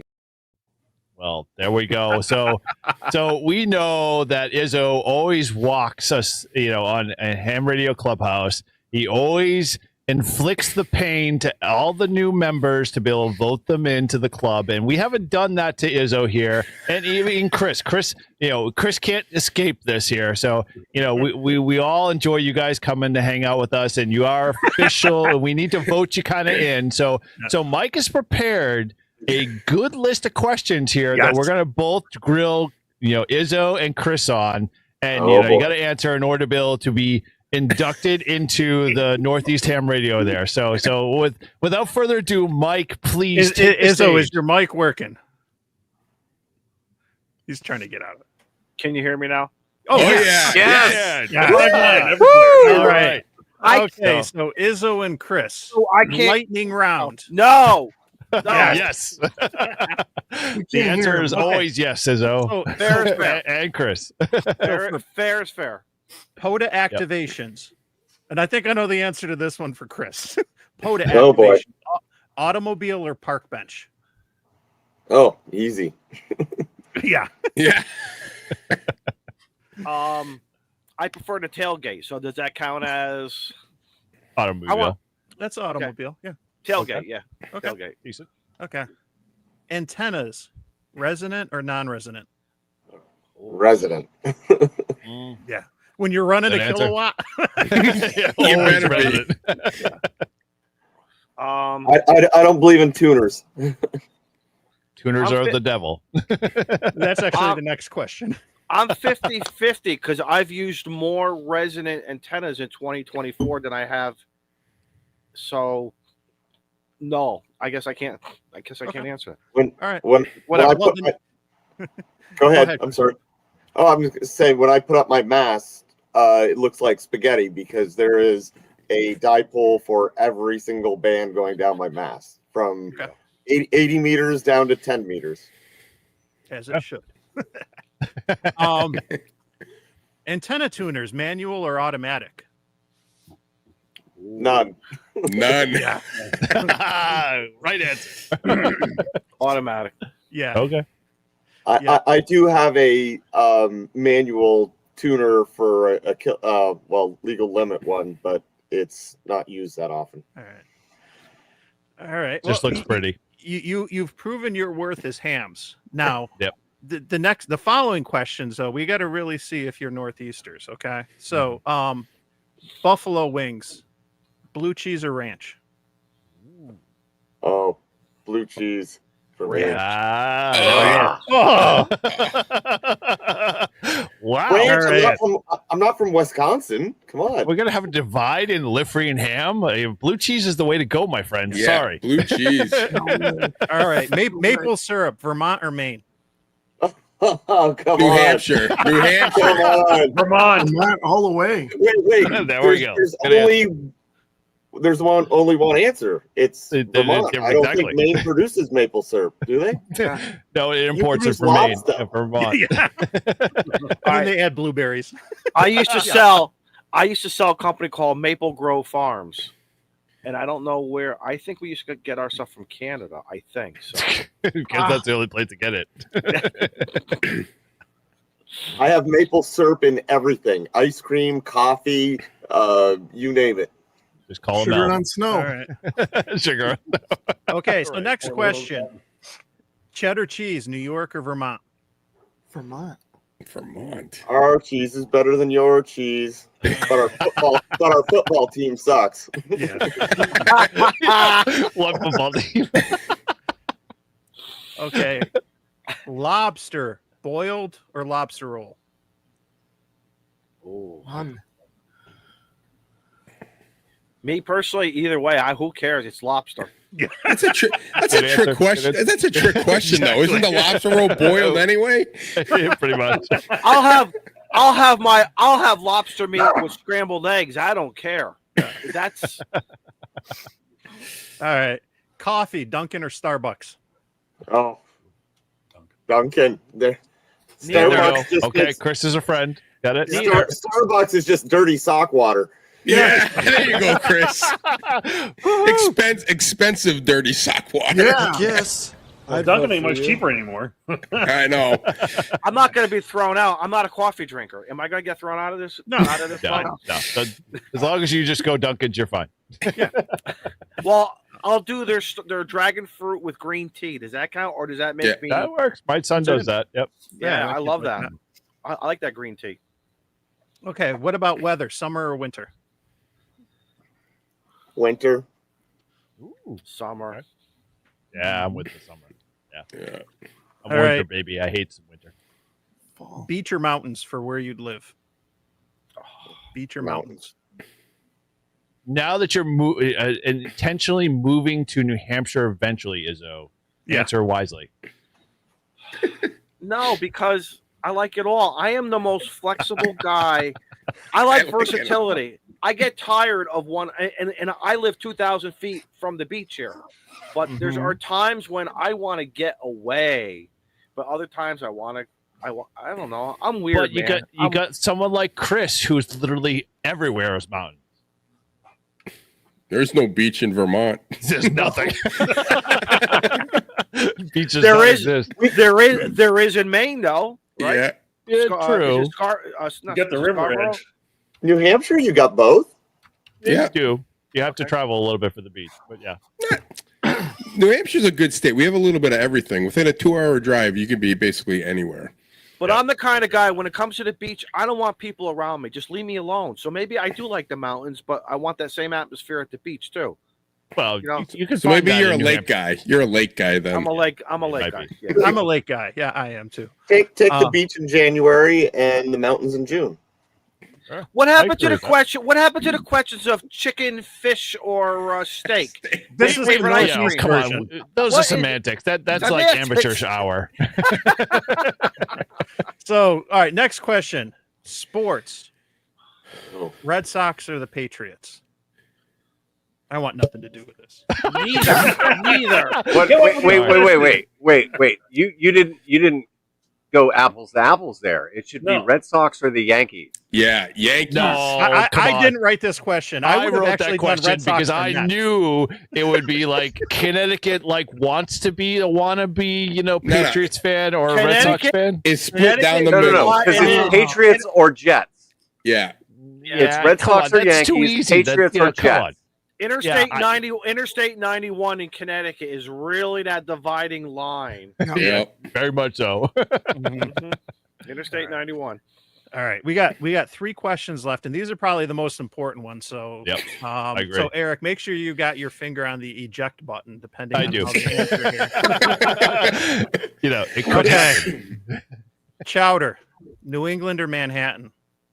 Oh, And I want to see their faces when they answer this. Yeah, exactly. This will tell the truth. Easy. New England, man. it's New England chowder. Chowder. Okay.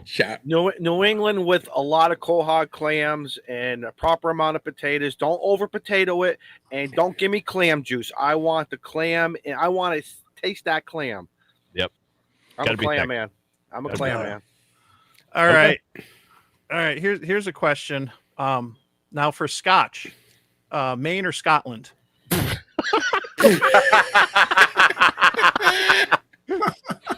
And this goes back to This is an inside joke. This is like an inside thing from Discord where Eric made a comment about you like Scotch from Maine. So There's no question. yeah. I'm null and void. I'm null and void. You know that. I'm null and void. Now, this last question is super important. Yes. This could decide your fate for the future. Who is your favorite host of Live Free and Ham? Ooh. Wow. Remember who gave you the gifts? Who bestowed amazing hats and T-shirts and Well, stickers? who designed? But wait a minute. Who designed them? Who designed them? The Well, glass that's too? obvious. You did? Obvious. Okay. Yeah, well, he's got some good, he phase 2, Paul has stepped up. This is a hard one. What do you think, Chris? This is a It's hard really easy. It's really easy. I'm telling you. Well, There's Cody. I've spent more time on the phone talking with Eric, so I'm leaning that way. So, but Todd did ask me if I was coming up for Winter Field Day. Nobody else asked. Nobody else there. See, no one That's else. not true. That is not true. I asked you like 6 months ago. But 20 minutes ago, he said to me before the microphone I shit see. the bed. He cared. Short-term memory. I got it. But Paul came on Clubhouse, but we didn't invite the other. Yeah, because he only bitched that he wasn't invited anytime. Right. I've been on Clubhouse. No, but wait a minute. Paul Not individually. Wait a minute. Paul bitched, but Eric was man enough not to bitch. See? Yeah, this. Thank you, Izzo. I appreciate it. Hang on. I Where's the knew scoring where my card place here? was. What happened? The squeaky wheel gets the grease. Blah, blah, blah. What happened to what's my favorite band? Why can't we ask these questions? Yeah. So what's your favorite podcast? Come on. What's my favorite podcast? There you go. That's a good one. That's a good one. Oh, man. No. Well, I can vouch kids. for Cody. Cody spent plenty of time up at Fort Drum, so Cody is a Northeaster, regardless where he is right now. Oh, you are totally welcome. I have shoveled so much snow to make it to PT on time. It's not even funny, man. Oh, dude, man. Well, then you are going to like it here. Yeah, I'm actually I'm heading to Montana for leave for Christmas leave, and I'm gonna try my best to do ice fishing on the air. We'll try. Yes, Nice. I've been trying for the last 4 years to get the guys to do ice fishing on the air with me, and we haven't had enough ice. And so, yeah, I'm super freaking jealous, man. Oh, not enough bites? That sounds like ice fishing. More beers than fish pulled out of the lake. That's how it works, man. Well, yeah, but you got to have the ice to stand on. Yeah. Of course. Hey, you might be able to do it. It's going to be cold this weekend. You might be able to. You might be able to go out, pick a pond around here, and do one this weekend. So in other words, so my Eskimo fishing hut doesn't count because I'm on the ground. Solid ground. I'm on solid ground. Dig a hole, throw a fish in it, and throw your line, and you'll be good. He'll count. Mr. Buddy Heater's keeping me warm right now. Well, our winters, like in Western New York, have been pretty mild. Buffalo has still got dumped on like each year. That they get like all their snow in one weekend, it seems. But outside of like those freak storms, it's been so mild the last couple of years compared to what I've grown up with in upstate New York and known. And so it wouldn't surprise me if you're just not getting enough ice. Like the winters, if they've been mild. Well, last year, Winnipesaukee in New Hampshire, they didn't even have an ice in. Like normally it freezes and it's like a big ice in and everyone goes out. This year or this past winter, they didn't even freeze over, and we haven't had a big snow season probably in the last 5 years. Not a big one like we're used to getting. So we're due. It's gonna hit us. I think it's gonna hit us hard because we've been getting lucky. Mm-hmm. Yeah. I drove through Buffalo 2 weeks ago. It was right after. I'm sorry. Right after they got dumped on. I couldn't believe how much snow they got. Yeah, they were like, what did they say, like 7 feet or something? They were saying. Yeah, that's crazy. I disagree with you, Todd. We haven't been lucky. We've been unlucky. Unlucky, yeah. Yes. I'm hoping we get lucky and get some snow. Yeah, I don't know. I watched the weather with the El Nino or whatever they call it. They said again, we're going to be right on the cusp. More ice, I think, than snow. But one of these years, it's going to be the right thing, and it's going to. Like, I remember when I was in college, like in the early '90s, it used to snow like a foot a night. Like there was so much snow, like it was just unbelievable. Like they had to like bring in the military to move it out of the roads and dump it in the river because they couldn't blow it anywhere. I mean, it was just crazy. They had these huge trucks, and I got pictures, and I showed my kids. I said, "This is what real snow is." And they're like, "It doesn't snow like that." I said, "Yeah, it did." We used to always be able to. Go ahead, Chris. Oh, I was just going to say, growing up, we were always able to walk off the porch roof right onto the snowbank and down to the road. We'd take her little red sleds and sled off the roof of the porch. But you You can't do that now. You'll break your neck. Right. Yeah, I remember doing that up in Vermont too with my family that lives up there. Those were the good old days. So I've been ice fishing for a little better than a decade, and what I didn't notice until I picked up ham radio is that our winters coincide with the solar cycle, and so we've had the last 4 years where winters have been progressively warmer and warmer, and we have less ice. Well, now we're in the peak, and so here's my theory, is that you give it another 3 years. When the solar cycle starts dying off, we're going to get back to normal winters again. We're going to have ice well before Christmas. We're going to have good snow again. Everything's going to be back to normal. And then the bands are going to suck. Shit. I was going to say, so what you're saying is winter fishing is going to be way better than ham radio. Right. So in other words, you guys have to wait for solar cycle 26 is what you're trying to say. Pretty much. So basically, you just check the forecast and see, if 10 meters is open, you don't have to plow or shovel. Pretty much. Just look at the band forecast or whatever. Based off of the level of snow. So, hey, Cody joined. Let's give Cody a few minutes to kind of introduce himself to everybody and say what's up. Okay. No pressure, right? Throw you right on the spot. No pressure. Yeah, no, okay. Good. Hey guys, it's really nice to be on the stream tonight. But okay. I'm a Montana boy who joined the Army back in 2006. So I'm getting close to retirement. I got 2 years left. I was a reconnaissance specialist for a long time, and then I became a commo guy because I became deaf. Right. So let the Army make the deaf guy commo guy.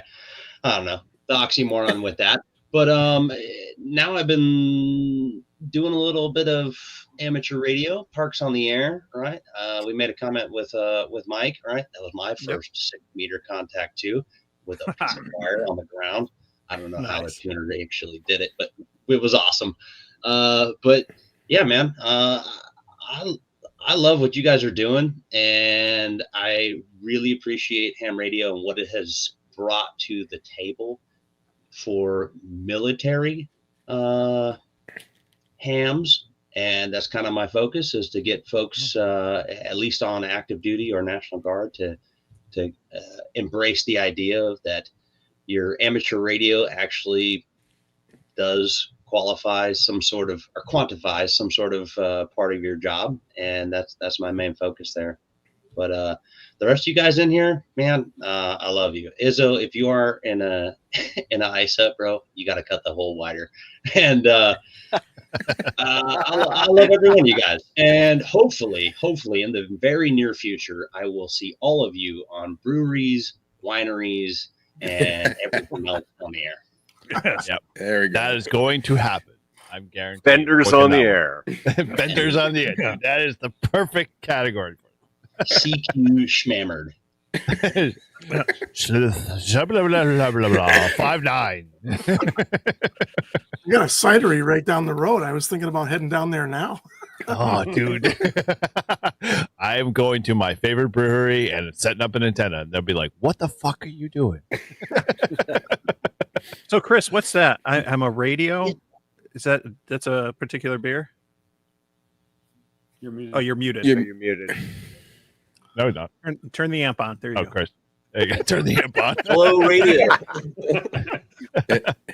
It's a beer from Zero Gravity. Okay. Ooh, good brewery. I am a radio. Nice. Nice. Oh, wow. That's perfect mix. Nice. What does a radio taste like? Kind of solder. bulky. As long as it doesn't let smoke out when you pop the top, like True. That is 100% true. So if it doesn't let smoke out when you pop the top, there's something wrong. Good point. You're not doing ham radio right? Is that the word? It's the phrase? More power, ham harder is the phrase, right? Hey guys, I gotta hop out of here. I gotta be up at work early for tomorrow. Merry Christmas to everybody, and Happy Hanukkah and Kwanzaa, whatever you all celebrating and lighting the menorah, all that stuff. It's been fun, It's been really, really fun meeting some great guys, giving me some great ideas. 2024 was really fun for me to kind of get back into POTA after taking about a year or so to take care of some personal stuff here with the family, and it was really fun. Eric, you mentioned about the ATAS. I got a brand new vehicle, so of course I got to get some emergency radios put installed over the next month or two. But I really got to get into where do I want to put the 857 kind of a thing. I got some ideas thanks to YouTube and all these great aftermarket mounting companies. They're looking at various stuff, but obviously the installation of the antennas, that's my gig. That's where I like to design, and I don't have a problem drilling holes and doing it right, and dressing wires and everything. So it's going to be another challenge, but I'm up for it. But you guys really inspire me as an older guy to just keep on going and keep on trucking, as they say. So everybody, please be safe over the next few weeks. It gets a little crazy out there, trust me. Working in a 911 center, I could tell you it's that stuff don't lie. Those unfortunately, those statistics don't lie. Those numbers don't get spun. So everyone be safe. What 911 center are you in? Middletown, Connecticut. Okay.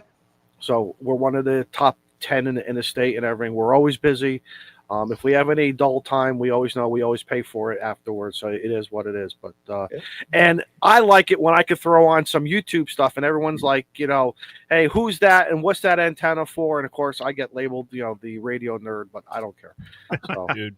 But everyone, thank you very, very much. Fun as always. Thanks for being on, dude. It's always a blast. Yeah. All right. Hey, Merry Christmas. Humbug. Hey, and again, the invite. This is my invite to you. Winterfield Day. We have a spot for you to come hang out with us. So clear your schedule, figure it out, and come hang out with us, and we're gonna have a blast. Todd and Paul, I was going to say you guys were my favorite, but now I think it has to be Eric. So I got a place for you. Hey, Well, I got a place for you to sleep if you want. Oh, look at this now. Just up the ante. Dude, you don't even have a tent at Winterfield Day. How can you offer a place to sleep? In my house. I'm not staying overnight. All right, guys. John, I'm bringing the good scotch. Oh, but exactly. There you go. 7-3, guys. We'll see you. 7-3. Good to see you, man. I got to bail out of here too, guys. Thanks for letting me in the show here. Dude, And, thanks for hanging out with us, dude. It's been a blast, and we're looking forward to hanging out with you in 2025. And dude, thanks for hanging out with us.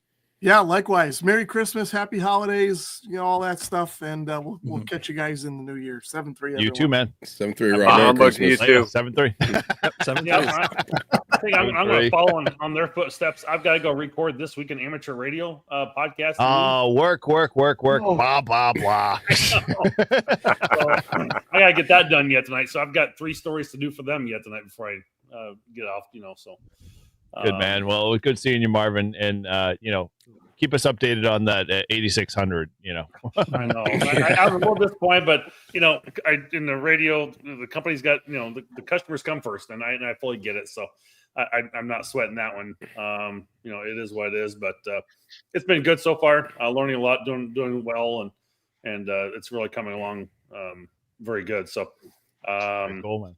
Yeah, Merry Christmas to all you guys. Happy holidays. Happy Hanukkah to those. Happy New Year. I'm sure we'll talk to a couple of you before now and then. But, definitely looking forward to 2025, kind of figure out what my goals are going to be for the podcast and myself. And I'd like to be able to get out and do, moving to New England. I've gotten out of – I used to do literally a park activation once a month. And going to New England with the limited amount of hours the parks are open, it's been a little tougher. And so working, during the day and stuff, I just have to find Saturday. You live in Mass, please. People in Massachusetts violate every freaking rule on the planet. So just drive in. Walk into a park and activate the damn thing. You really think the Rangers are working in the winter? They are not. No. I guarantee it. Like exactly Todd said. Yeah. Just pay your taxes and go to the damn park. That's right. So I'm going to have to, I guess. That's all it's going to have to boil down to. So I want to get back into. I really enjoyed that. I did that for about 2 years. And I fell out this year of 2024, so I'm hoping to get back into that, doing once a month activations again in 2025. So anyway, appreciate you, Marvin. Man, it's been a blast, and I'm looking forward to Winter Field Day with hanging out with you, and looking forward to some good stuff. Sure, yeah, looking forward to it. We'll be in touch, and I'll see you in that meeting too. So, very we'll cool, man. All right, awesome. See you, Mike. See you, Todd. Cool. See Have a good you, night. Marvin. Merry Christmas. Well, we're fading fast. Yeah. If we want to start to put a bow on it, I got an idea to kind of start to wrap it up and go around and just kind of talk. We talked a lot about the year and successes, failures, or whatever. But I'll go around and put everyone, in the spotlight and ask kind of what are you looking for next year? What if you got some goals or some things you're looking forward to in 2025 for ham radio? What are they, Paul? Let's start with you. Well, you are to his right. Since you came to me first, I would say ham radio wise, my big thing is going to be to get as many of the 40 summits activated as summits on the air. You're going to kill me, dude. You're going to kill me. Nice. Hey, Eric, keep up or get the fuck out of the way. Exactly. Excellent. Nice. What about you, Todd? Well, I got a few things. I want to get my extra, so that's the number one on the thing. But we all want you to get your extra. I know. And I've got an antenna here that's been sitting here for, I think we're going on the second year that I got it set up. My DX Commander. So. You're not at the level of a certain ham radio 2.0, but I look at it every day and I'm like, I should probably open that box and see what's in there. But yeah, I want to be able to. I need to let go of my work a little bit, and I need to put more time into my hobbies and ham radio and get more on the air and I got to get videos out there. I mean, I just got to get more involved with it, and I just got to find the time. So I'm hoping 2025 I can figure out a way to do that and kind of catch up to my co-host because I'm definitely slagging, but I'll figure it out. I'll get a video out there, and I've already tried to recruit my 12-year-old. He seems to be pretty good at making videos, so he might be my video editor. Yeah, we'll see. But and I just hope to keep doing the podcast and doing this. I mean, I love these live streams, and I love doing the podcast and hanging out with you guys, and so we'll see. That's my goal. But yeah, extra and the antenna, they got to go up. Yeah. Oh, and I got to make finish my go box. Yeah. Grounding and oh yeah, ground. I forgot. I should probably make a list. How about you, Cody? Of grounding. Oh, sorry. Go ahead, Paul. Sorry. Okay. So just speaking of grounding, right? So T.O.'s latest video, he did a radio repair, and I commented on the video and I said, listen, just out of curiosity, how long was it between the start and the finish? And what do you do for station grounding in the RV? And his honest answer was, I have never done station grounding, and I don't plan on it. Well, so let's back up the train on the RV grounding piece of it. His RV is grounded already when he plugs into electric, so he's pretty much grounded. Well, but he's plugged. Yeah. Well, okay. Yeah. Granted, if he's plugged into batteries, I don't know how he operates. But if he's running off of shore power, he's grounded. Grounding is a myth. Prove me wrong. All right. Sorry, Mark. Go ahead. No. So Cody's up next. So Cody, what you got that you're looking forward to next year? You know what? I came in a little late, so I should probably just say quickly my accomplishments of the year. Yeah. I in October I recently participated in a NATO-wide military HF competition, and my team did really, really well. On the digital side, we took first, and then on the analog side, we took third overall. And wow. it is pretty exciting because there's about 400. There's about 400 teams that's part of Noble Skyway, which is what it's called. There's lots of Mars folks, both U.S. Mars and then Canadian Mars that participate, and I really, really like that, man. It was a lot of fun. So goal for next year, let's finally beat the rivals and actually take first. So that's one thing. And going into 2025, I need to start my retirement packet from the military. So that's goal number more one. Radio, more radio, more radio, yeah, more radio. Right? I think I just if I'm gonna decide what I want to do when I grow up, it's maybe to get a little bit raspier voice and just get ready for being a Santanet operator. I think that's what I really want to do when I really grow up. So that's where I'm at, man. Awesome. I had just seen about that competition you were just talking about just on YouTube like a day or two ago. I can't remember what stream or video, but I had just learned about that like the other day. So there was somebody was talking about it, and I happened to catch something. So that's really cool. I really like it. They what they're doing is they're trying to crown the best military HF operators in the world. So that's their going focus, and it's a lot of fun, man. The digital versions that we run is a little bit unique, right? Kind of like the stuff that we do on FT8 or VARA or whatever version of it.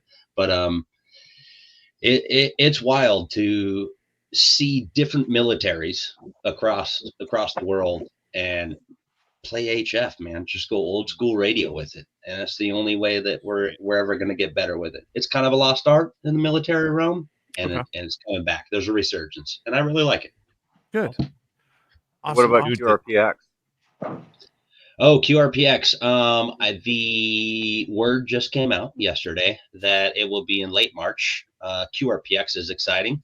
You're limited to 20 watts, so it's resonant antennas all the way through. That's the king of competition, at least on the U.S. military side. So, got to get ready for that.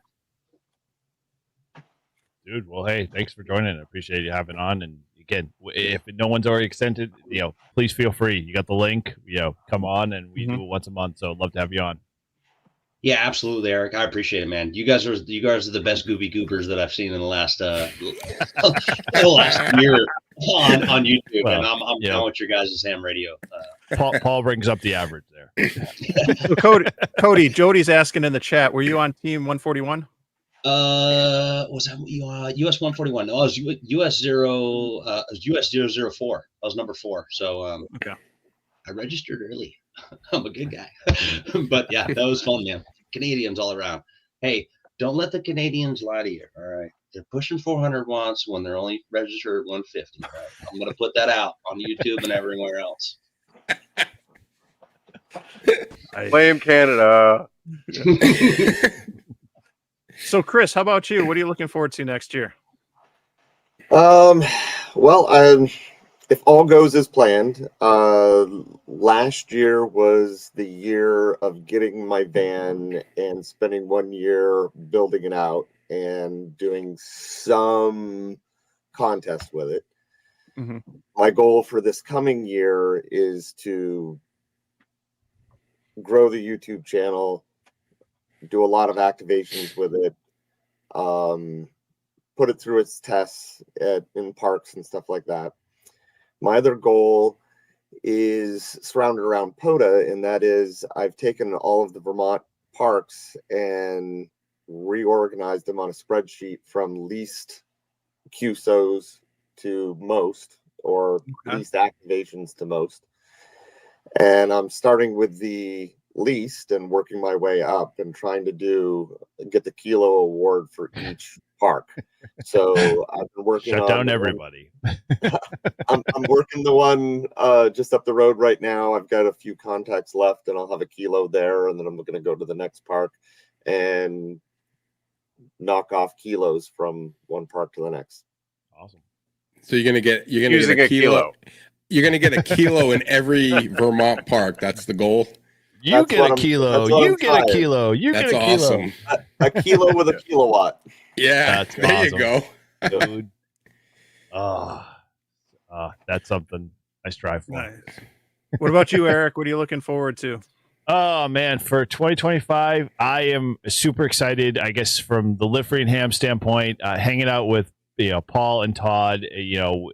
Things are like taking off. The guys and folks, and just in general, like we had mentioned before, we're going to a weekly episode. So that's going to be a blast. We also are going to be ramping it up, doing some really fun stuff in the 2025 year that will reveal as we kind of, launch some of our stuff in 2025 with the podcast. But, I have to say, the pigs, so this is one thing that I've been kind of slowly promoting. And so if you, have ever run into a place where you've been like, you drive around and you're like, hey, I see a bunch of antennas on cars. And I'm like, I know that's a ham. And you like, dude, I want to be able to like, let him know I see his antennas and I think they're cool. Most of the time I'd be like, I'm going to throw a QSL card on there. And when it comes to me, everyone knows me. I don't have a QSL card. So I'm writing a little note and that sucks. So I was like, dude, there's got to be a better way. And so I came up with the pigs, and the guys, at Live Free and Ham, we're all supporting this process and this project. So you can head over to our site and check its stuff out. But bottom line is like now, just if you were a Jeeper and, you throw a little duck on the dash and, you're telling everybody it's a great thing. Now, as a ham, you can pick up a little ham and a little disc that's on the bottom of it. And you can put your call sign on it and say, hey, I recognize your cool antennas. Drop it on the car, put it on their, visor, put it on their windshield, whatever. And, kind of just make this like kind of cool grassroots thing. So, we as hams can kind of support each other, recognize each other, and just make the hobby cool again. And so, Todd and Paul are both showing the little ham guys there. And it's a small little disc, and, you can pick a bunch of them up at our website. But if you want to do it on your own, email me and I'll show you, where you can pick the stuff up. Because I don't own the corner of the market on this stuff. But, if you want a simple, easy way to be able to kind of contribute, and it's been taken off and people have been really super excited about it. So I'm super excited about seeing that kind of grow in 2025. And I'd love to be able to see, when you go to Hamfest, all these small little pigs on every freaking car in every Hamfest, you possibly could go to, yeah. Come on, Dayton, there's plenty of vehicles out there, I'm sure. So, but besides that, hey, I'm looking forward to some really good stuff, in 2025 for my channel. And, more so I'm enjoying hanging out with you guys. This has been a blast. I'm really, super excited to see, what we've been doing with Northeast Ham Radio and all of the people that just kind of come in and just been a part of it. That it's just been awesome to be able to hang out with you. And I got a great group of friends. I mean, it's been a blast to be able to hang out with all you guys, get to know you more. And, looking forward to 2025, to be able to, deepen that and, be able to play more radio. Cool. Hey, Mike. Awesome. Yeah. What are you looking forward to in 2025? Yeah. Yeah. So I gotta, like everybody else who's a ham tuber, I gotta figure out what I'm gonna do for like my end of the year recap and my goals for next year. And I did do a goals video and I came up short. You kind of learned like maybe I was being too ambitious or not. One of the things I wanted to do this year that I just didn't get around to, because I think in this hobby of hobbies, right? It's easy. Oh, squirrel. It's easy to get distracted, right? Like you're constantly like, oh, there's this new antenna or this new mode, or I picked up a new radio I don't need. And you get pulled in a lot of different directions. And I have no shortage of ideas for content. Like I got a list in my phone and and it keeps growing and stuff. And it's a matter of time. How much time at the end of the day do I have to devote to the hobby and stuff like that. And but one of the things I did not get to was making a satellite contact. And so that's something I definitely want to focus on in the next year. It was something for years since I was studying, I think for my tech, I was like, I want to make a satellite QSO. And it's one of those things you want to do, and it just it didn't elevate and to that high enough level where I dropped everything and this is what I'm going to do. So that's definitely on the list. I checked a couple other boxes. I wanted to do, I forget, like 4 or 5 different new modes, and I did that. And I've done some of the things that I set out to do there, but the satellites was one of the ones I never got around to, and it is what it is. But I got to do that, and I got to give some thought. To like what other goals. I think I had 5 and I'm going to drop it down to maybe 3 or so. But you know, nothing like being an underachiever. But that's called focus. Yeah. No, But it's called setting the bar low. Yeah. That way you feel you're successful. Yeah, but the thing that I'm probably most excited about, you know, and I guess I would say satellites, and I got to get a radio in my car. I bought my car back in the spring, and I've never had a radio in a car. My last car I had for 10 years, and I thought as soon as I became a ham, I was going to get rid of it. But then the pandemic, you know, it just, you know, it made more sense to hold on to it at the time. But I got to get something in there. I have a short commute, so I don't need, I don't use the radio a lot, and like I can use an HT in my car and hit the 2 repeaters I need to, and it's fine. So it hasn't been like a huge priority, but you know, there's a rabbit hole, and I think Izzo's going down that now as he's talking about the 857 and the ATOS, and it's like, what do I want to put in? How much money do I want to spend? Do I want to get something? Do I want to get a 500 DR and put that in and spend that much, or do I want to? If I'm going to spend that much, why not get an 891 and an ATOS and just call it a day? But then where am I going to put the damn antenna? You know, because and Rob's not on here, but he's got a Subaru Outback too, and so he knows the challenges that come with that. And I think new cars in general, it's always, unless you got a truck, it seems like you get to be challenged as far as where you might be able to put some mounts. But the satellites and then putting something in the car is going to be on the to-do list and whatnot. So we shall see. That's probably, thinking out loud, 2 of my 3 goals. So, you heard him here. There you go. Mike, if you come up my way, I'll have the 3/4 inch drill ready for you. We'll start. I'll have a step bib ready for you. You know, we'll combine and make those holes happen. You need at least 6. 6, yeah. Minimum. Yep. Swiss cheese. Yeah, it's such a rabbit hole to go down, though, to start thinking, like, what do I want to put in? Where do I want to put it? You know, from antennas to the radios. And then, you know, I start thinking, like, because I like doing the VHF contests and some of those things. And it's like, well, if I'm going to put an HF radio in there, why am I going to put an 891? Why not put a 7100 or something where I can do, you know, weak signal on 2 and 70. And it's a whole rabbit hole. What vehicle is this? I got a 2004 Subaru Outback. All right. The passenger seat, take it out. Your wife doesn't need to ride with you. Yeah. The 1970s all over again. And listen, the perfect radio for your car already exists. It's called the ICOM 706 Mark II-G. I have yet to play with one of those. I really got it. Like, you and so many others speak so highly of it. And, that's a great radio. It is. Yeah. Yeah. All mode, all band, full power, with a detachable faceplate. You know, Mike, if you just wait a little longer, and when Yaesu finally gets their head out of their butt and decides to launch the 1F, you might actually have that capability. Maybe. Yep. Maybe we'll see. We shall see. Well, and you already have a 705, actually, now that I'm thinking about it. So you already have the capability. You just need to mount it. Yeah. Yeah, no, I got what I need with that. Put a kilowatt amplifier in the trunk, and you're why not good. just like figure out a way, like, you know, Carlos has kind of done it. Like, maybe I should maybe that's what I just need to do, is like figure out a good way to and buy the mounts and run with it that way. We'll see. Yeah, figure out how to get 240 volt in the Subaru there and run a kilowatt. You'd be good. Yeah. You can always put a trailer behind it for the generator. Yeah. You got a ski rack, put the generator on the roof. Well, it's not just the passenger seat; the back seat has to go out too. You know. Yeah, I know. Right? That point.